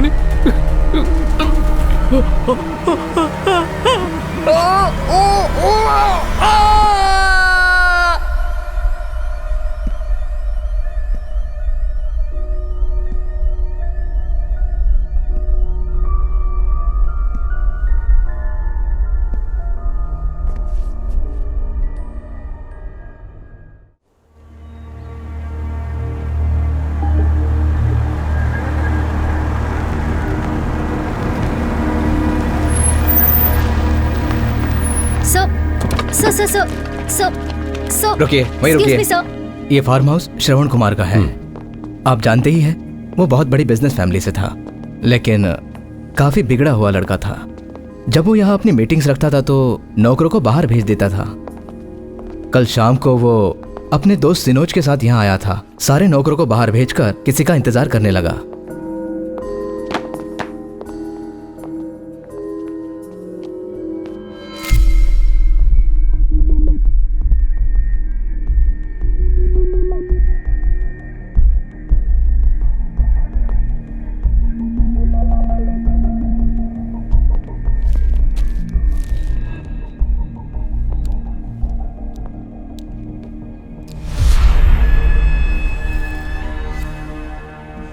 दोनों हादसों का तरीका एक ही है, लेकिन दोनों घटनाओं में मारने का अंदाज अलग था।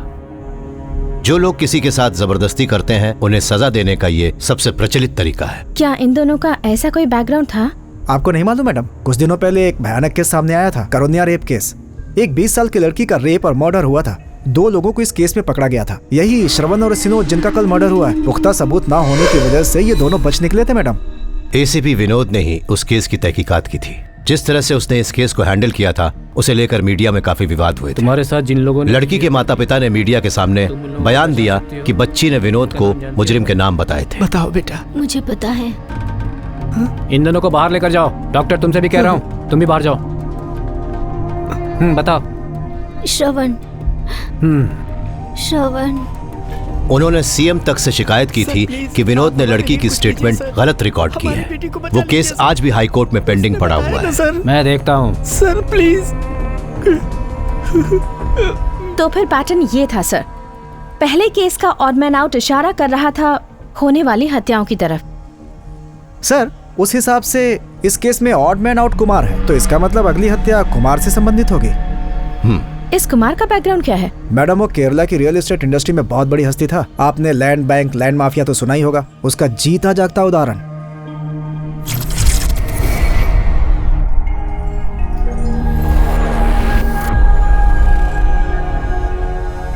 इस धरती के सबसे जहरीले प्राणियों में से एक है पफरफिश। यूं कह लीजिए कि नाग से भी ज्यादा जहरीली। इनके अंदर टेट्रोडोटॉक्सिन नाम का एक जहरीला केमिकल पाया जाता है। ये बहुत ही कॉम्प्लेक्स जहर है जो सीधा नसों पर प्रभाव करता है। बेशक मात्रा में कम हो, लेकिन ये सबसे खतरनाक ड्रग है और अगर मात्रा बढ़ा दी जाए तो ये जानलेवा हो सकता है। हमारे इस केस में जिसमें इंजेक्शन के जरिए सबको मारा गया है, इस पफर फिश का ही जहर है। और मुझे उम्मीद है कि ये काफी महंगा भी होगा। यस, और ये बहुत ही कम लोगों के पास मिलता है। इकबाल सर, समझ गए तुम्हें किन को पकड़ना है? Thank you ma'am. सर चल भाग।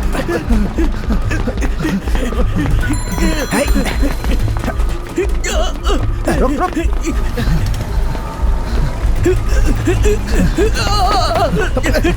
तू उस तरफ से जल्दी निकल।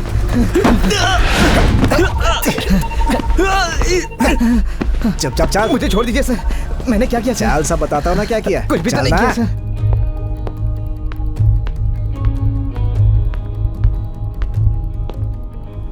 ये कोई पुलिस ऑपरेशन नहीं है। मैं सिर्फ तुम लोगों से कुछ बातें करना चाहता हूं, इसलिए तुम दोनों को यहां बुलाया है। तो फिर सर, इन्होंने हमें पूरे शहर में भगा भगा के क्यों थकाया? और फिर पकड़ने के लिए इन्होंने हमें जोर जोर से मारा। हमें पकड़ने के बाद जीप में लाके पटक दिया। हम भी तो इंसान है सर, पुलिस वाले नहीं है। मतलब मासूम है हम लोग। बिल्कुल सही सर। अगर ह्यूमन राइट्स वालों से हमने इनकी शिकायत कर दी ना, फिर देखना। हाँ, ये सब भी दिखाना ह्यूमन राइट्स वालों को। सर इनके पास से ही मिला ये सब। हम पहले की तरह भी इस धंधे में नहीं है सर। हमें तुमसे एक बहुत जरूरी बात जाननी है, वो बता दो फिर तुम जा सकते हो। ये सब सामान जो तुम्हारे पास से बरामद हुआ है, इस पर कोई एक्शन नहीं लिया जाएगा, ये मेरा वादा है। बोलो मंजूर है? आप जानना क्या चाहते हैं सर? प्ले करो। हाँ, उसमें बहुत खतरा है सर। और जब से ऋषिराज सर आए हैं ना, धंधा ही बंद हो गया। लेकिन अगर कोई अच्छा माल है तो बताइए ना सर। मशरूम, फिश, केमिकल या फिर ऐसे कुछ। इस वीडियो में तुमने जिस मछली का जिक्र किया है, जानते हो उसके जहर से किसी का कत्ल हुआ है। कहां पर मिलता है वो? कौन है उसका डीलर? वो क्या है ना सर, बहुत कम मिलता है ये कुछ बहुत ही खास कस्टमर्स के लिए आता है। बहुत खतरनाक होता है ये। बनाने में थोड़ी सी भी गलती हो जाए तो समझिए वो वही मर सकता है। और वैसे भी ये हमारा प्रोडक्ट नहीं है, इसके लिए आप हमें इतना मारकर यहाँ लेकर आए। टाइम वेस्ट हो गया ना आपका। क्या बजाया है सर? सच बोल। चल बता सब कुछ। देखिए सर, आज तक हमने इसे सिर्फ 2 ही बार मंगवाया है। आपको बताया था ना, ये बहुत ही कम मिलता है। ये तमिलनाडु के एक जिले से आता है, बहुत मुश्किल से। पहली बार इसे ऑर्डर किया एक शिप के कैप्टन ने। कौन था? रशियन था। हाँ, रशियन। पोर्ट पे जाकर डिलीवरी दी हमने। दूसरी बार खरीदार का पता ही नहीं था। एक आदमी ने जवाहर नगर के पास डस्टबिन में माल फेंकने को कहा और हमने वैसा ही किया। जहां तक मैं तुम्हें जानता हूं, तुम इसे ऐसे ही छोड़कर तो नहीं गए होगे। छुपकर जरूर देखा होगा कि माल कौन लेकर गया। हाँ, देखा था।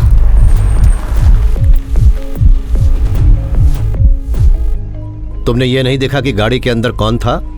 नहीं सर, बस उसके हाथ देखे। पक्का वो कोई औरत थी। हाँ, तुमने उसकी उंगलियां देखी थी? ठीक से याद करो, क्या उसने वॉयलेट रंग की नेल पॉलिश लगाई हुई थी? जी हाँ। कार का नंबर नोट किया था? नहीं किया सर। पहले कुछ दिन याद था, लेकिन बाद में भूल गया। कसम से सर। जिस आदमी ने तुम्हें माल डस्टबिन में फेंकने को कहा था, तुम उसे पहचानते हो? तुम्हें यह काम करने को किसने कहा था?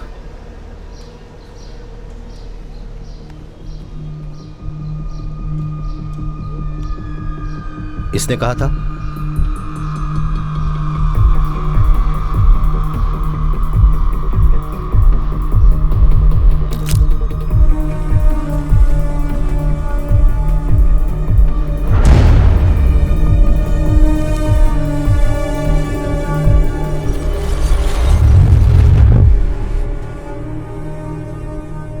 मैथ्यू सर ने जिस एक्सीडेंट में अपनी फैमिली को खो दिया, मैं उससे जुड़े रिकॉर्ड्स चेक कर रही थी। जिस ट्रक ने टक्कर मारी थी, उसका ड्राइवर भी वहाँ मारा गया था ना? जी हाँ मैडम। मैंने उस ड्राइवर की पोस्टमार्टम रिपोर्ट चेक की। उसके सिर के पीछे किसी भारी चीज से चोट लगी थी। रिपोर्ट के मुताबिक वही उसके मौत का कारण थी। पर यह चोट उसके सिर में लगी कैसे? किसी बहुत ही भारी मेटल ऑब्जेक्ट के लगने से यह घाव हुआ था। फॉरेंसिक चीफ गीता मैडम ने बताया। जरूर उसका सिर किसी चीज से टकरा गया होगा और वो आगे के गिलास से टक्कर खाकर बाहर गिर गया। एक्सीडेंट के बाद लगभग 40 मिनट तक सर की वाइफ और उनकी बेटी सड़क पर पड़े रहे, अनअटेंडेड। अगर वो उन सबको निशाना बना रहे हैं जो कानून से बच निकलते हैं, फिर और भी तो लोग हैं। उसने सिर्फ इन लोगों को ही क्यों चुना? डॉक्टर थारकन, विनोद, मोहन नायर और वो 3 लोग जिनका हाल में कत्ल हुआ, सिर्फ इन्हें मारने की क्या वजह हो सकती है? एक वजह तो है सर, जो हर चीज से जुड़ी हुई है। मेरे हिसाब से इन दोनों हादसों का कारण एक ही है, वो है थाराकंस मेडिसिटी। मुझे इस हॉस्पिटल के पूरे डेटाबेस की सारी जानकारी चाहिए। डेटाबेस से मेरा मतलब यहां पढ़ने वाले स्टूडेंट्स हैं। Okay sir. Okay, thank you.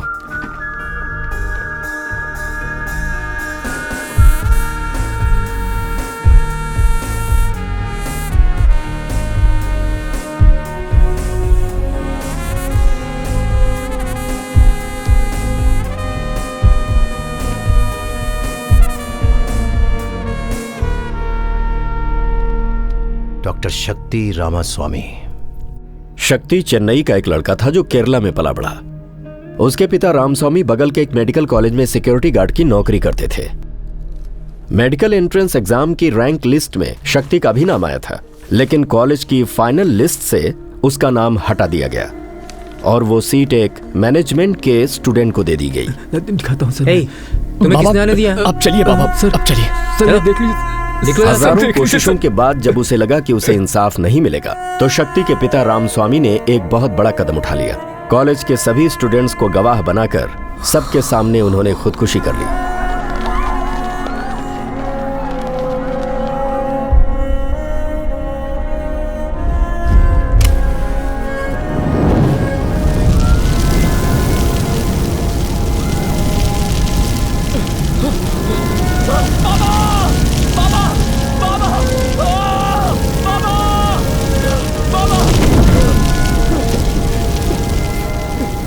शक्ति ने अपनी आंखों के सामने अपने पिता को आत्महत्या करते देखा और अपना मानसिक संतुलन खो बैठा।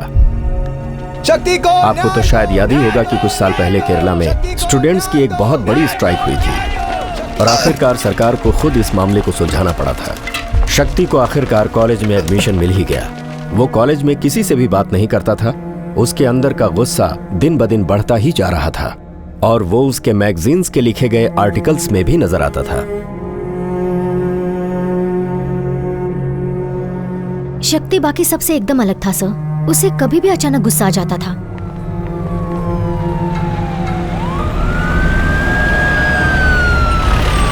शक्ति ने ही जूते मारकर विद्रोह करने का नया ट्रेंड शुरू किया था। पहली बार उसने ऐसा तब किया था जब हमारे कॉलेज में एजुकेशन मिनिस्टर आए थे।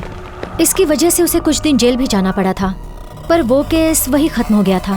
सो डॉक्टर शक्ति रामास्वामी इज अवर मैन।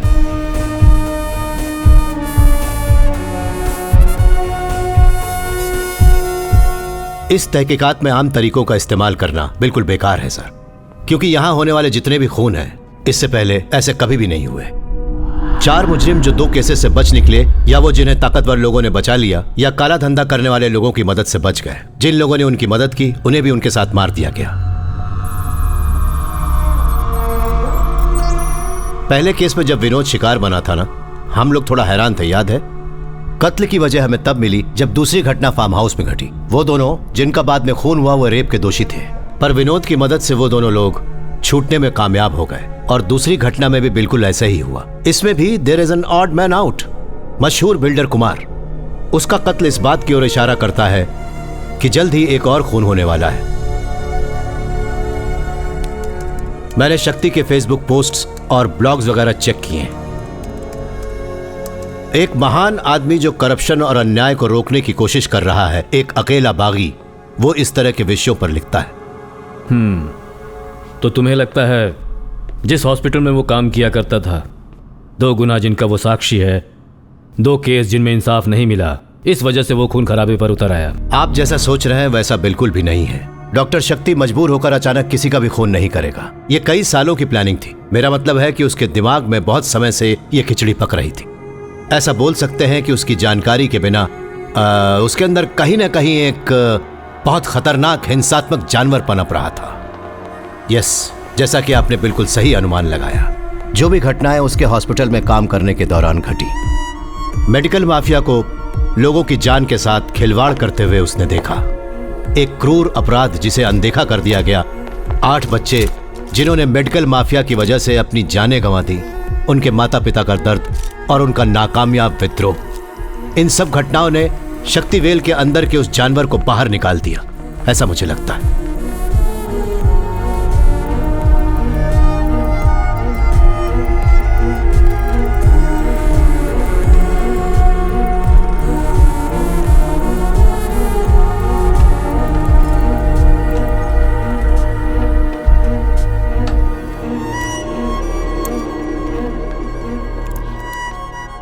उसे पकड़ने का फिलहाल कोई जरिया नहीं है सर।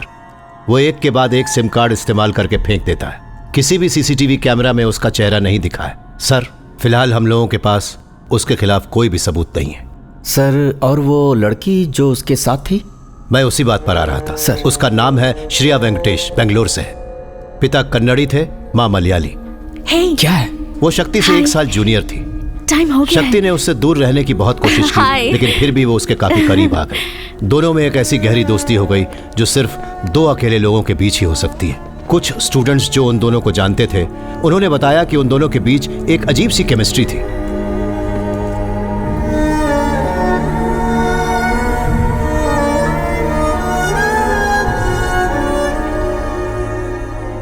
एक इंसान जो कानून के हाथों से बच निकले हुए मुजरिमों को बेरहमी से सजा देता है, एक पागल किस्म का आदमी जो कानून अपने हाथों में लेता है। आप समझ सकते हैं उसकी दिमागी हालत बहुत ही खतरनाक है। उसका अगला टारगेट कौन होने वाला है सर? नहीं, खुद ही अनुमान लगाने से ज्यादा जरूरी है डॉक्टर शक्ति और उसके साथ उस लड़की को पकड़ना। उसका शिकार हमारी फोर्स स्टेट लेवल पर करेगी और मैं खुद जोनल एडीजीपी को फोन करता हूँ। मुझे अब जाने की इजाजत दीजिए सर। अब जितना भी काम बचा है वो स्टेट पुलिस फोर्स का है। मुझसे जितना हो सकता था मैंने किया। फैसला कर लिया? जी सर, फैसला कर लिया। मैं ये ऑपरेशन पूरा करके ही रहूंगा मैथ्यू। मेरे पास वक्त बहुत कम है। सर। सर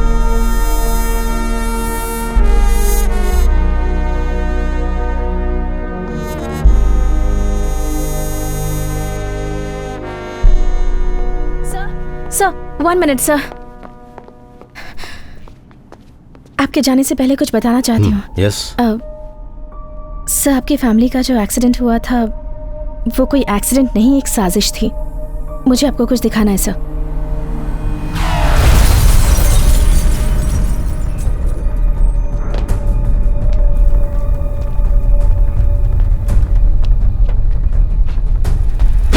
तो तुम्हें लगता है कि गाड़ी से भिड़ने के बाद जब ड्राइवर ट्रक से नीचे उतरा तो उसके सर पर वार करके किसी ने उसे मार डाला? उसके बाद उसने उसी हथियार से ट्रक का शीशा भी तोड़ दिया। यस। मैंने तुमसे कहा था ना, तुम्हारे अंदर वो पुलिस इंस्टिंक्ट है, लेकिन अनुभव की कमी के कारण तुम्हें सच समझने और उसकी तस्वीर बनाने में थोड़ा वक्त लगता है, बस इतना ही। जिस दिन मेरी नौकरी का आखिरी दिन था उस दिन मैं सुबह सुबह पुलिस के कारखाने में गया था। मैंने वहां पर वो ट्रक देखा। हर्षिता, जो तुमने मुझे बताया वो मैं पहले से ही जानता हूं।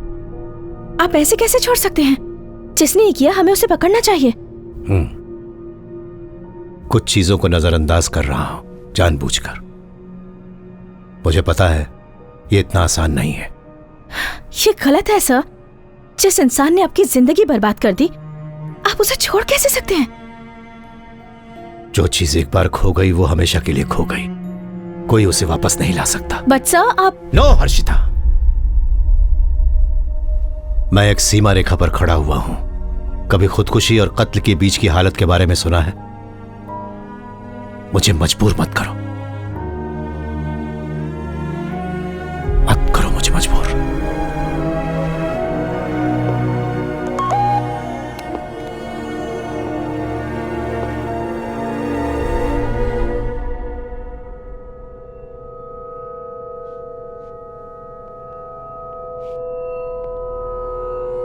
Hi, Shreya here. First, I want to tell you something. जिस IP एड्रेस से मैंने ये वीडियो मेल किया है, उसे ट्रेस करने में वक्त बर्बाद मत कीजिए। वो फेक है। पर ये बंद करने से पहले मेरी बात सुन लीजिए। जिस हादसे ने आपकी जिंदगी बर्बाद कर दी, क्या आप जानते हैं कि वो कार एक्सीडेंट किसने करवाया था? फीलिक्स स्टीवेंसेंट ने।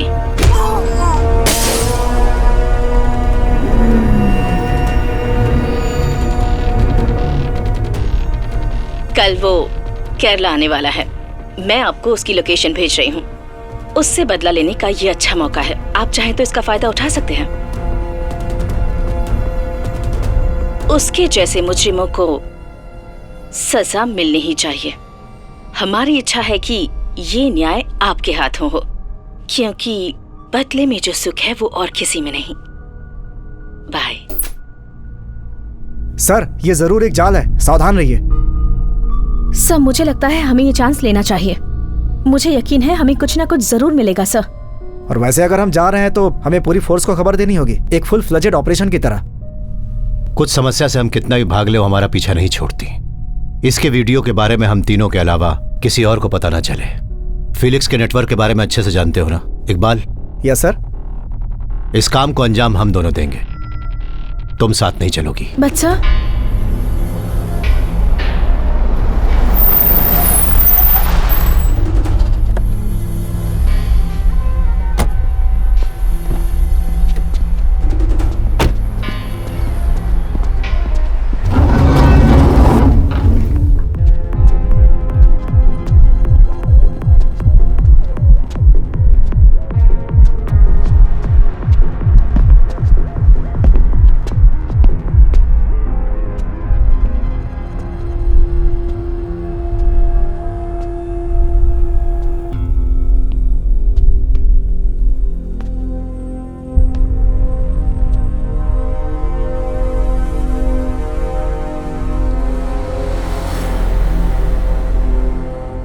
Matthew?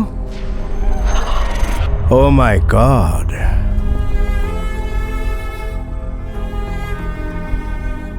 Matthew, you are impossible. मुझे लगा मैंने तुम्हारी कहानी खत्म कर दी, लेकिन जरा देखो तो, तुम फिर आ गए। पर आए हो किस मकसद से? बदला लेने। पर अब तो तुम पुलिस वाले हो भी नहीं। बेवकूफ, अभी भी मैं पुलिस वाला हूँ।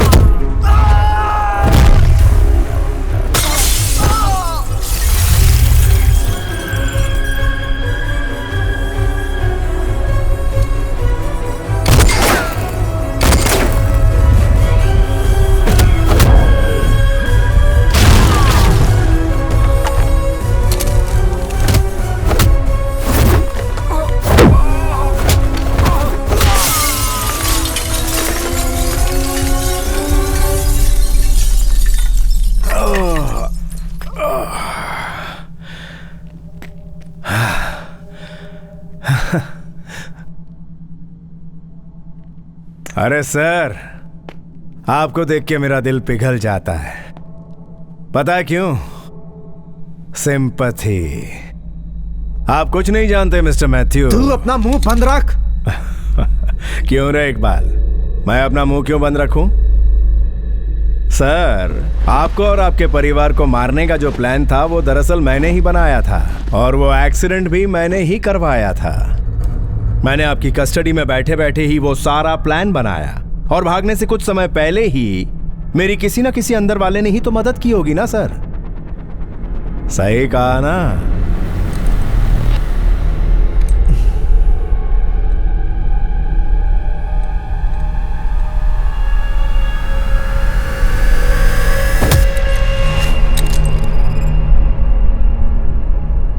इकबाल? जी हाँ सर, मैंने ही इसकी मदद की थी। आपको तो पता ही है, मेरी बेटी की सबसे बड़ी इच्छा मेडिकल कॉलेज में एडमिशन लेना था। जिंदगी में कभी मैंने 1 रुपया तक रिश्वत नहीं ली सर, तो इतने बड़े कॉलेज में डोनेशन कहाँ से दे पाता। जब मैंने अपनी बेटी के बारे में सोचा तो मैं अपने आदर्श भूल गया सर। बेटी के भविष्य के लिए मैंने इसके साथ हाथ मिला लिया।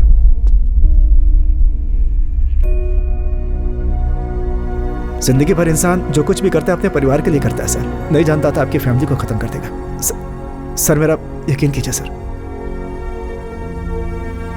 इसे मेरे हवाले कर दीजिए। मैं इसे जिंदा नहीं छोड़ूंगा सर, मैं जिम्मेदारी लेता हूं।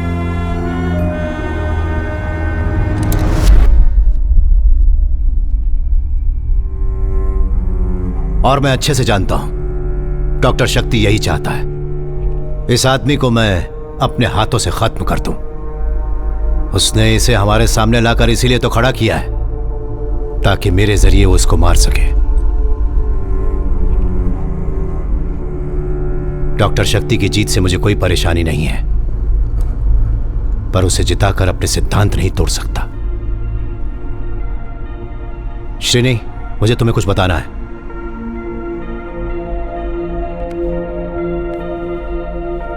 इकबाल। सर। पुलिस को सरेंडर कर दो।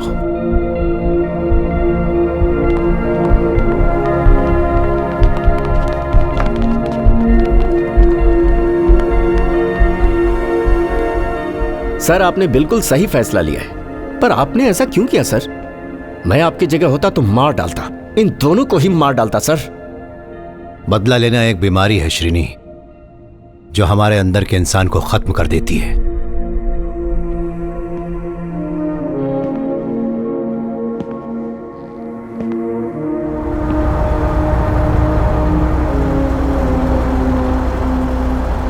मेरा सफर जो उस वक्त रुक गया था वो अब शुरू होगा।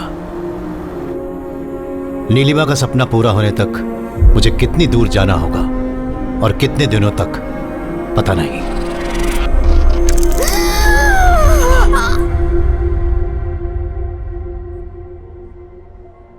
मैं तुम्हारे और नीलिमा के रिश्ते की गहराई को समझ सकता हूं।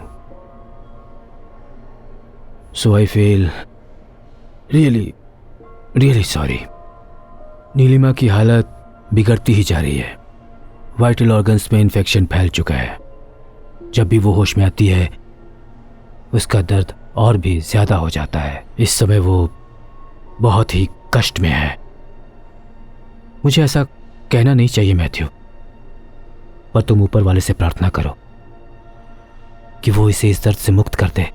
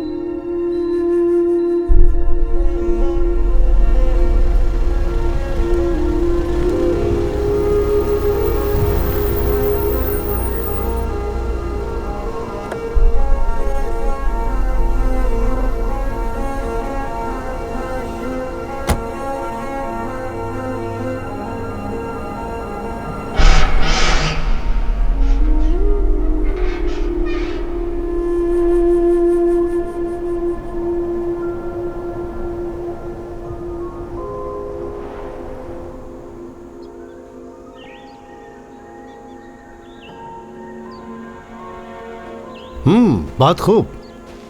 मैं तुम्हें सलाम करता हूँ। तुमने अकेले ही ये जगह ढूंढी और इसे रजिस्टर भी करवा लिया, और इसकी खूबसूरती दिखाने मुझे यहाँ ले आई। तुम वाकई कमाल हो नीलिमा। तो इस बात का एहसास तुम्हें अब हो रहा है? देखो, मेरी सारी सेविंग्स खत्म हो चुकी हैं। अब से तुम्हें मेरा साथ देना होगा। हम अपनी फैमिली प्रॉपर्टी बेच देंगे, फिक्र मत करो। मुझे सच बताओ, इस स्कूल से तुम्हें कोई तकलीफ तो नहीं हो रही ना? क्यों? गरीबों की मदद करना पुण्य का काम है, और अब जब मालू का कैरियर सेट हो चुका है तो जमीन जायदाद का क्या करेंगे?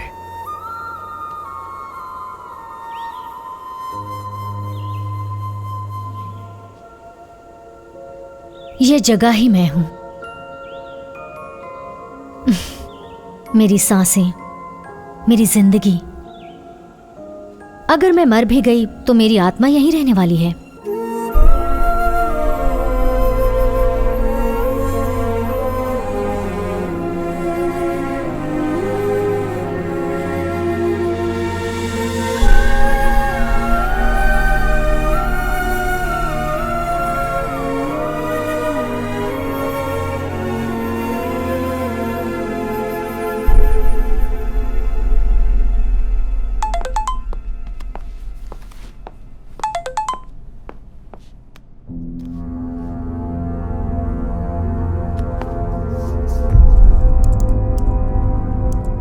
ये मैंने थारकन्स मेडिसिटी की कार पार्किंग की सीसीटीवी फुटेज में देखा।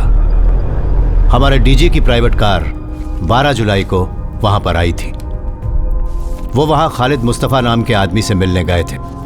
वो एक सोशल एक्टिविस्ट था जो कुमार के एक बड़े मॉल प्रोजेक्ट के खिलाफ कोर्ट से स्टे ऑर्डर ले आया था। 12 जुलाई को कुमार के साथ डीजी भी उसके कमरे में गए थे। का चीफ ऑफिसर हूँ, मतलब डीजीपी। पहचाना मुझे? मैं यहाँ आपसे एक बहुत ही जरूरी बात करने आया हूँ मिस्टर खालिद। ये जो कुमार है ना, मेरे दिल के बहुत करीब है। ये जो शॉपिंग मॉल बनाने वाला है, आप उसके खिलाफ स्टे ऑर्डर लेकर आए, उसे वापस ले लीजिए आप। डीजी और कुमार के बीच की एक गहरी दोस्ती मुझे कुछ अजीब लगी। नहीं, मैं नहीं लूंगा सर। तुम मना नहीं कर सकते, वापस लो। 2 दिन के बाद कुमार खुद कुछ कागजात लेकर आएगा, उन सभी पर साइन कर देना। ये इलाज तुम्हारी उम्र बढ़ाने के लिए हो रहा है ना, कहीं अचानक घट ना जाए। चलो कुमार। हेलो। डीजी और कुमार की धमकी वाली बात खालिद ने डॉक्टर शक्ति को जरूर बताई होगी, क्योंकि वो उसके बहुत करीब था। किसी डरने वाला नहीं हूँ। अगर मुझे कुछ हो गया डॉक्टर तो समझ जाना, इसके पीछे उन दोनों का हाथ है, वो कुमार और डीजीपी। अब ऐसा कुछ भी नहीं होगा।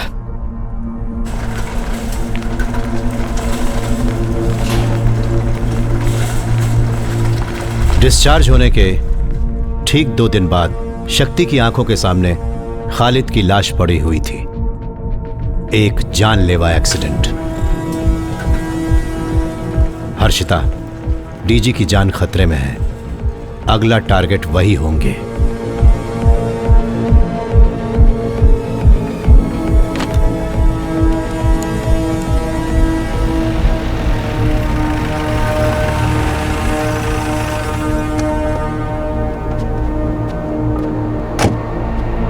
Srini. Sir. When did it happen?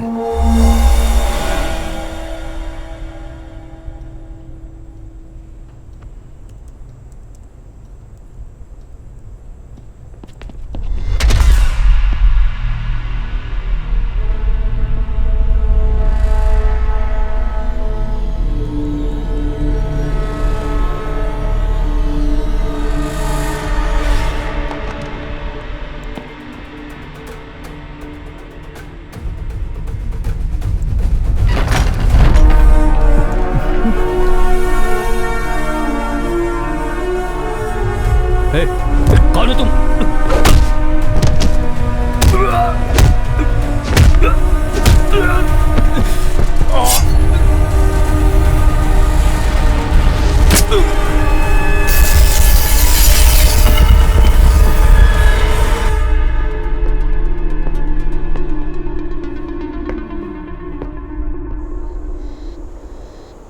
वो सिर्फ आपके साथ नेगोशिएट करेंगे सर, आपको अकेले जाना होगा।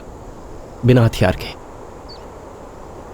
ये बात मेरी समझ से परे है कि डॉक्टर शक्ति को आपसे इतना लगाव क्यों है।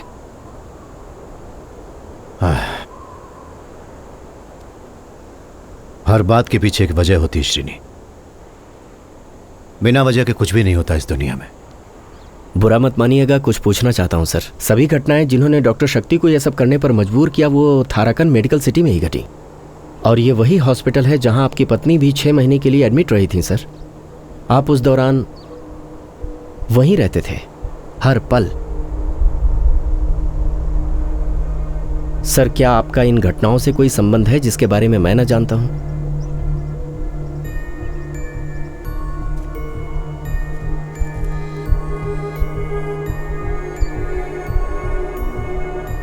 Nothing is white, nothing is black. Everything is grey.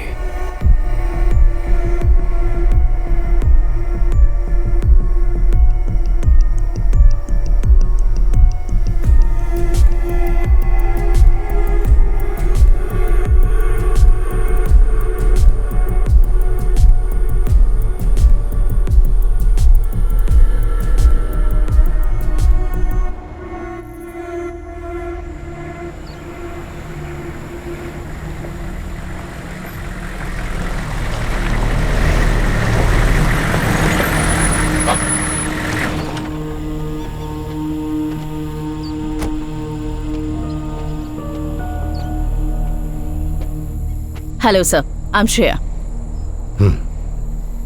Sir, आपको डॉक्टर शक्ति से मिलने से पहले एक शर्त माननी होगी।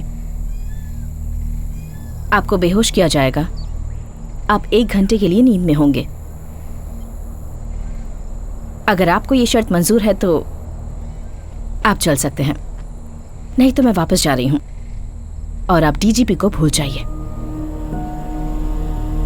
ओके, मैं चलूंगा। Good, let's go. आप कुछ वक्त के लिए ट्रांस में चले जाएंगे।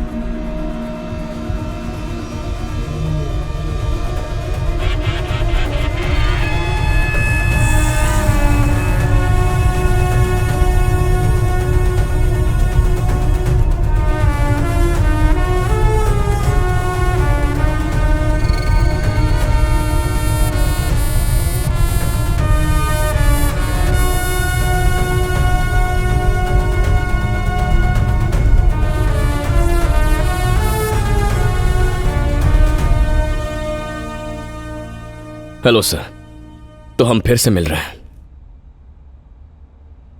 आखिरी बार आपको उस दिन देखा था जब आपकी वाइफ की मौत हुई थी। मैं उसी डिपार्टमेंट में काम कर रहा था। जो मेडिकल टीम उनका इलाज कर रही थी, मैं 1 हफ्ते पहले ही उनमें शामिल हुआ था। जो भी जानकारी हाथ लगे उससे मुजरिम की एक साफ तस्वीर बनाने में आपका जवाब नहीं सर। आपने जब मुझे इतने कम वक्त में ढूंढ निकाला उससे मुझे बिल्कुल हैरानी नहीं हुई, बल्कि आपका मुझे ढूंढना असल में मेरी जरूरत थी। See, I have done my homework. सिर्फ मेरे लिए ही नहीं, बल्कि आज तक तुमने जितने भी विक्टिम्स का खून किया है सभी के लिए अच्छे से होमवर्क किया था डॉक्टर। विक्टिम्स मतलब पीड़ित? उनमें से कोई भी विक्टिम नहीं था सर, सबके सब शिकारी थे। उन शिकारियों ने जिन्हें नुकसान पहुंचाया वो पीड़ित थे। और तुम डॉक्टर पीड़ित हो या शिकारी?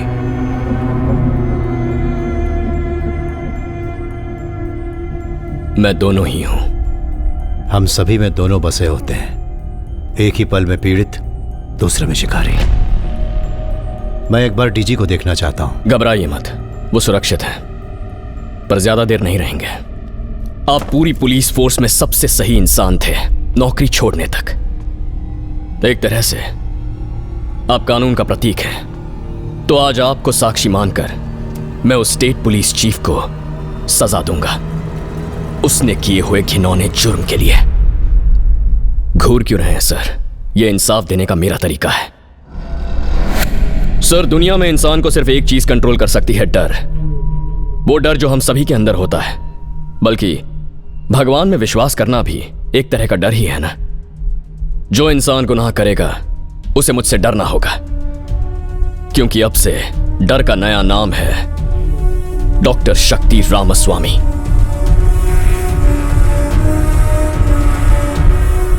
जिंदगी का हर सुख छोड़कर इस विश्वास के साथ कि तुम जो कुछ भी कर रहे हो समाज की भलाई के लिए कर रहे हो। डॉक्टर श्रेया तुम्हारे इस जुर्म में तुम्हारे साथ खड़ी हुई है। वो तुम्हारे साथ प्यार की वजह से या इसी डर की वजह से? डर से भयानक चीज इस दुनिया में कुछ भी नहीं होती। सही है ना डॉक्टर? अपनी मर्यादा में रहकर मुझसे बात कीजिए मिस्टर मैथ्यू। तुम इंसानी मर्यादा बहुत पहले पार कर चुके हो, तो अब तुम मुझे क्या पढ़ाओगे मर्यादा का पाठ? हाँ सर, पार कर चुका हूं मैं।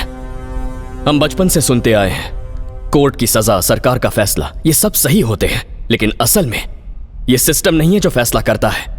ये काम तो ताकतवर लोग करते हैं। अगर कोर्ट की बात करें तो 2-3 जज, सरकार की बात करें तो मुख्यमंत्री, धर्म की बात करें तो पंडित। इन सब लोगों का फैसला पत्थर की लकीर बन जाता है और वही कानून होता है। इसीलिए जो भी मुझे सही लगा मैंने वही किया।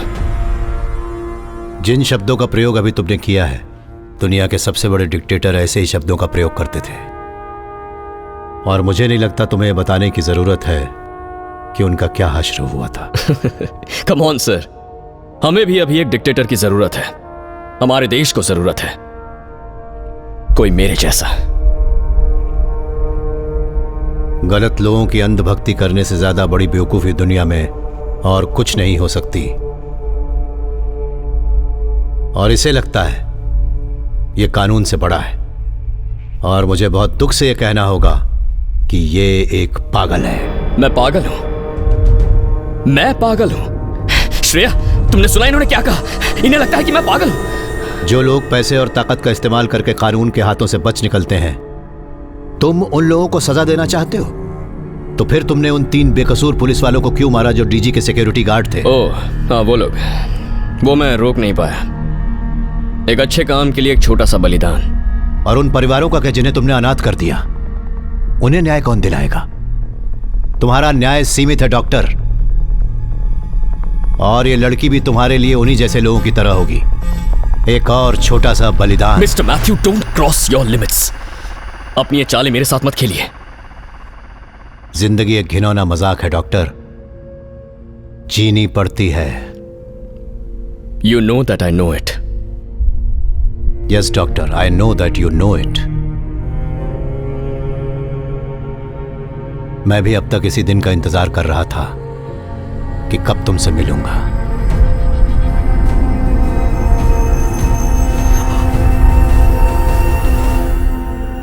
पर तुम ऊपर वाले से प्रार्थना करो कि वो इसे इस दर्द से मुक्त कर दे। अब और नहीं, मुझसे ये दर्द सहन नहीं होता।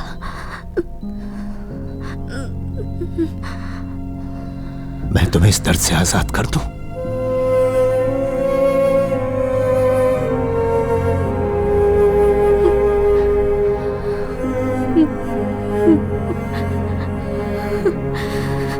जिंदगी में मैंने कभी भी किसी से इतना प्यार नहीं किया।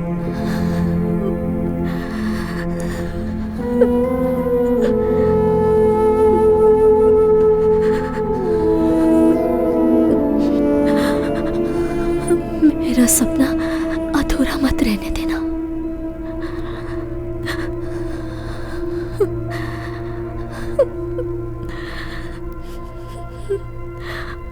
वादा करो कि वो स्कूल बनवाओगे।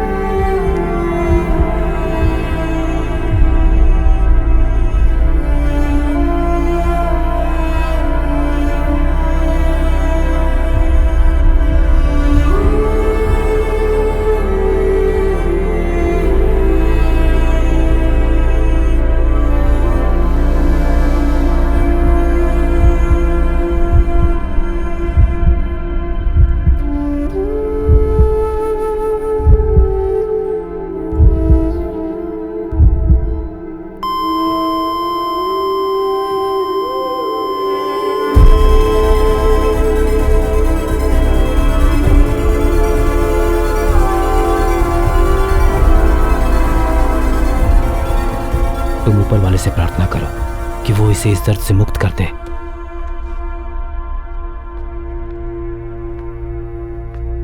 आपकी पत्नी की मौत के बाद मुझे एहसास हुआ कि आपका फैसला सही था। अगर सोचा जाए तो आपने भी वही किया जो इंसाफ था। आप बिल्कुल मेरे जैसे हैं, इसीलिए मैंने सारे सबूत मिटा दिए।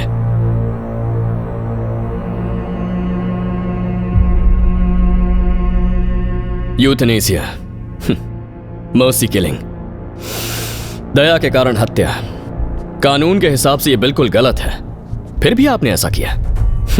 मैंने भी तो वही किया ना। वो मुजरिम जिन्हें हमारा कानून सजा ना दे पाया, वो दरिंदे जो मौत की सजा के लायक थे, मैंने उन्हें मारा। बल्कि आप ही की तरह मैंने भी कानून तोड़ा है। अब बताइए मुझे, हम में से विलन कौन है? आप हैं या फिर मैं? तुम गलत हो डॉक्टर। हम एक जैसे बिल्कुल नहीं।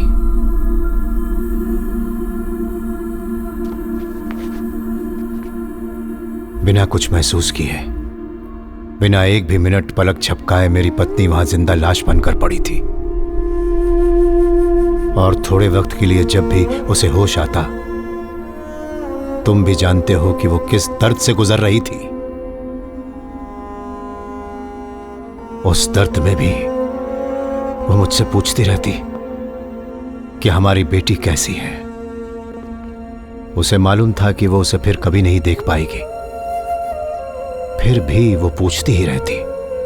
और जब मैंने पूछा कि क्या मैं तुम्हें इस दर्द से आजाद कर दूं, वो मेरी तरफ देखकर मुस्कुराने लगी।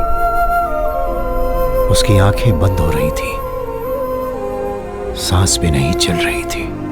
मैं वहां खड़ा देखता रहा और तब मुझे एहसास हुआ कि दरअसल प्यार की आखिरी मंजिल मौत होती है। I killed her out of love. You kill people out of hate. हम दोनों एक दूसरे से बिल्कुल अलग हैं डॉक्टर। बस बहुत हुआ मिस्टर मैथ्यू मंजूरन। मैं आपको यहां जिस लिए लेकर आया हूं वो होकर रहेगा। अब बैठ जाइए। श्रेया, नजर रखो।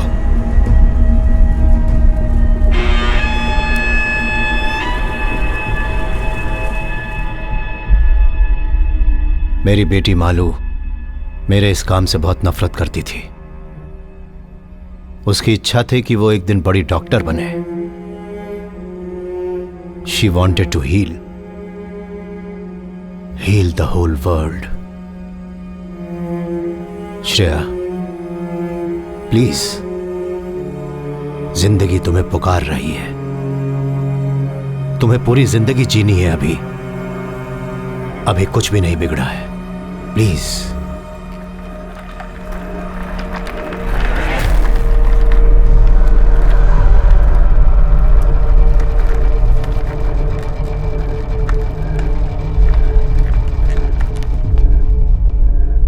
इस आदमी का काम था आम लोगों की जान की रक्षा करना, उनके अधिकारों की रक्षा करना, पर इसने ऐसा नहीं किया। एक बहुत ही नेक इंसान था जिसका नाम था खालिद मुस्तफा। इसने मारा उसे। नहीं मैथ्यू, नहीं। उसकी मौत एक राज बनकर रह गई। केस फाइल करने वाला भी कोई नहीं था। कम से कम तुम तो मेरा यकीन करो। जब मुझे लगा मेरा बड़ा नुकसान होने वाला है तो हॉस्पिटल जाकर मैंने खालिद को मार डालने की धमकी दी थी, लेकिन उसकी मौत से मेरा कोई लेना देना नहीं है। वो एक्सीडेंट असली था। मैं सच बोल रहा हूं। मेरा यकीन करो मैथ्यू, प्लीज। पर मुझे तुम पर यकीन नहीं। डॉक्टर, मुझे गुस्सा मत दिलाओ मिस्टर। प्लीज, मैंने कहा मुझे गुस्सा मत दिलाओ।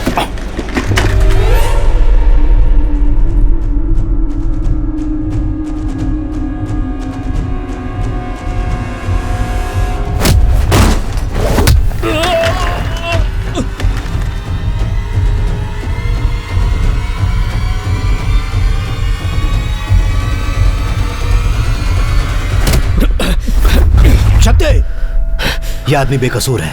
He is innocent. बेकसूर है?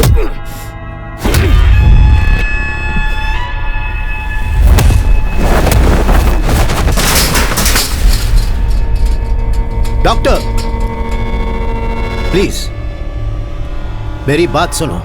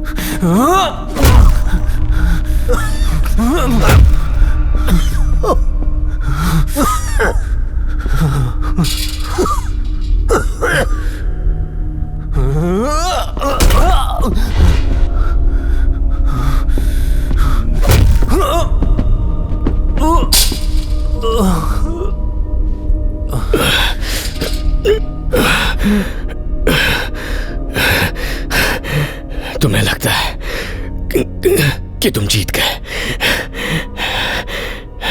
नहीं।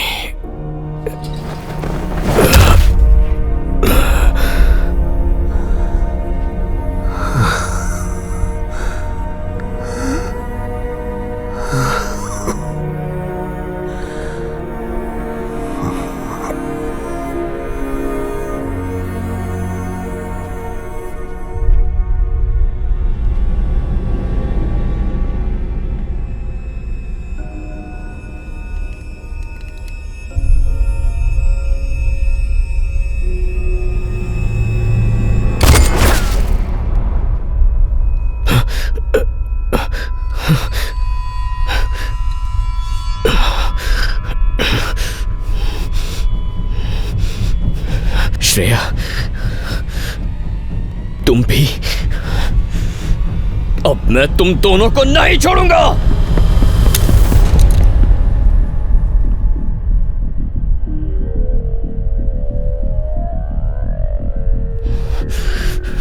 शूट मी, शूट मी। पर कल पूरी दुनिया यही कहेगी कि जो मैंने किया सही था। तुम कानून के रक्षक हो ना? अगर हिम्मत है तो चलाओ।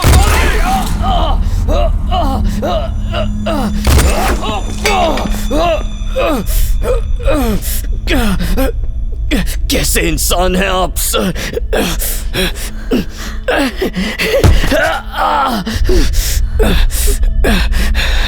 अभी भी कानून के हिसाब से चल रहे हैं आप। खत्म क्यों नहीं कर दिया मुझे? इस दुनिया का यह दस्तूर बिल्कुल नहीं है मिस्टर शक्ति कि एक इंसान किसी दूसरे इंसान की जान ले ले। तुमने मुझसे पूछा था ना कि हम में से विलन कौन है, तो हर विलन में एक हीरो होता है और हर हीरो में होता है एक विलन। तुम एक अद्भुत डॉक्टर हो। तुम्हें न्याय की वो समझ है जो दूसरों में देखने को नहीं मिलती। अगर तुम अपना दिमागी संतुलन ठीक कर लो तो बहुत आगे जाओगे।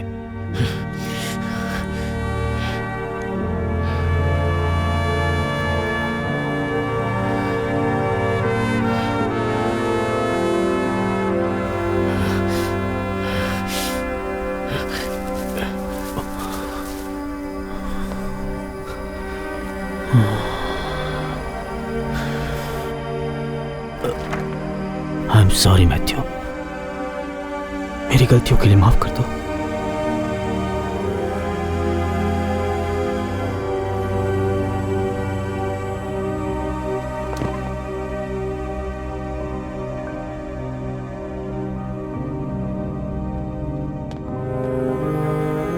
सर,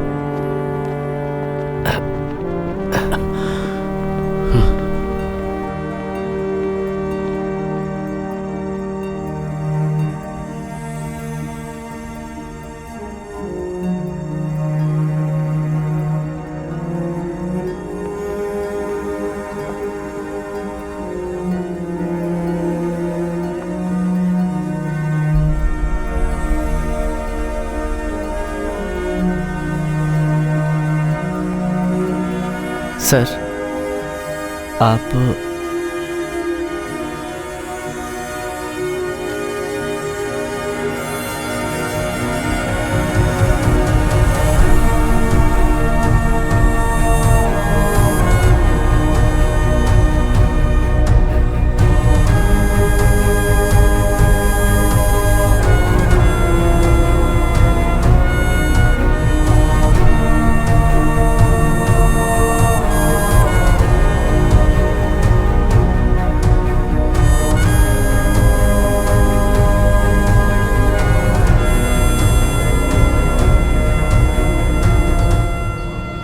अब आज से शुरू होती है मेरे सपनों की एक नई यात्रा।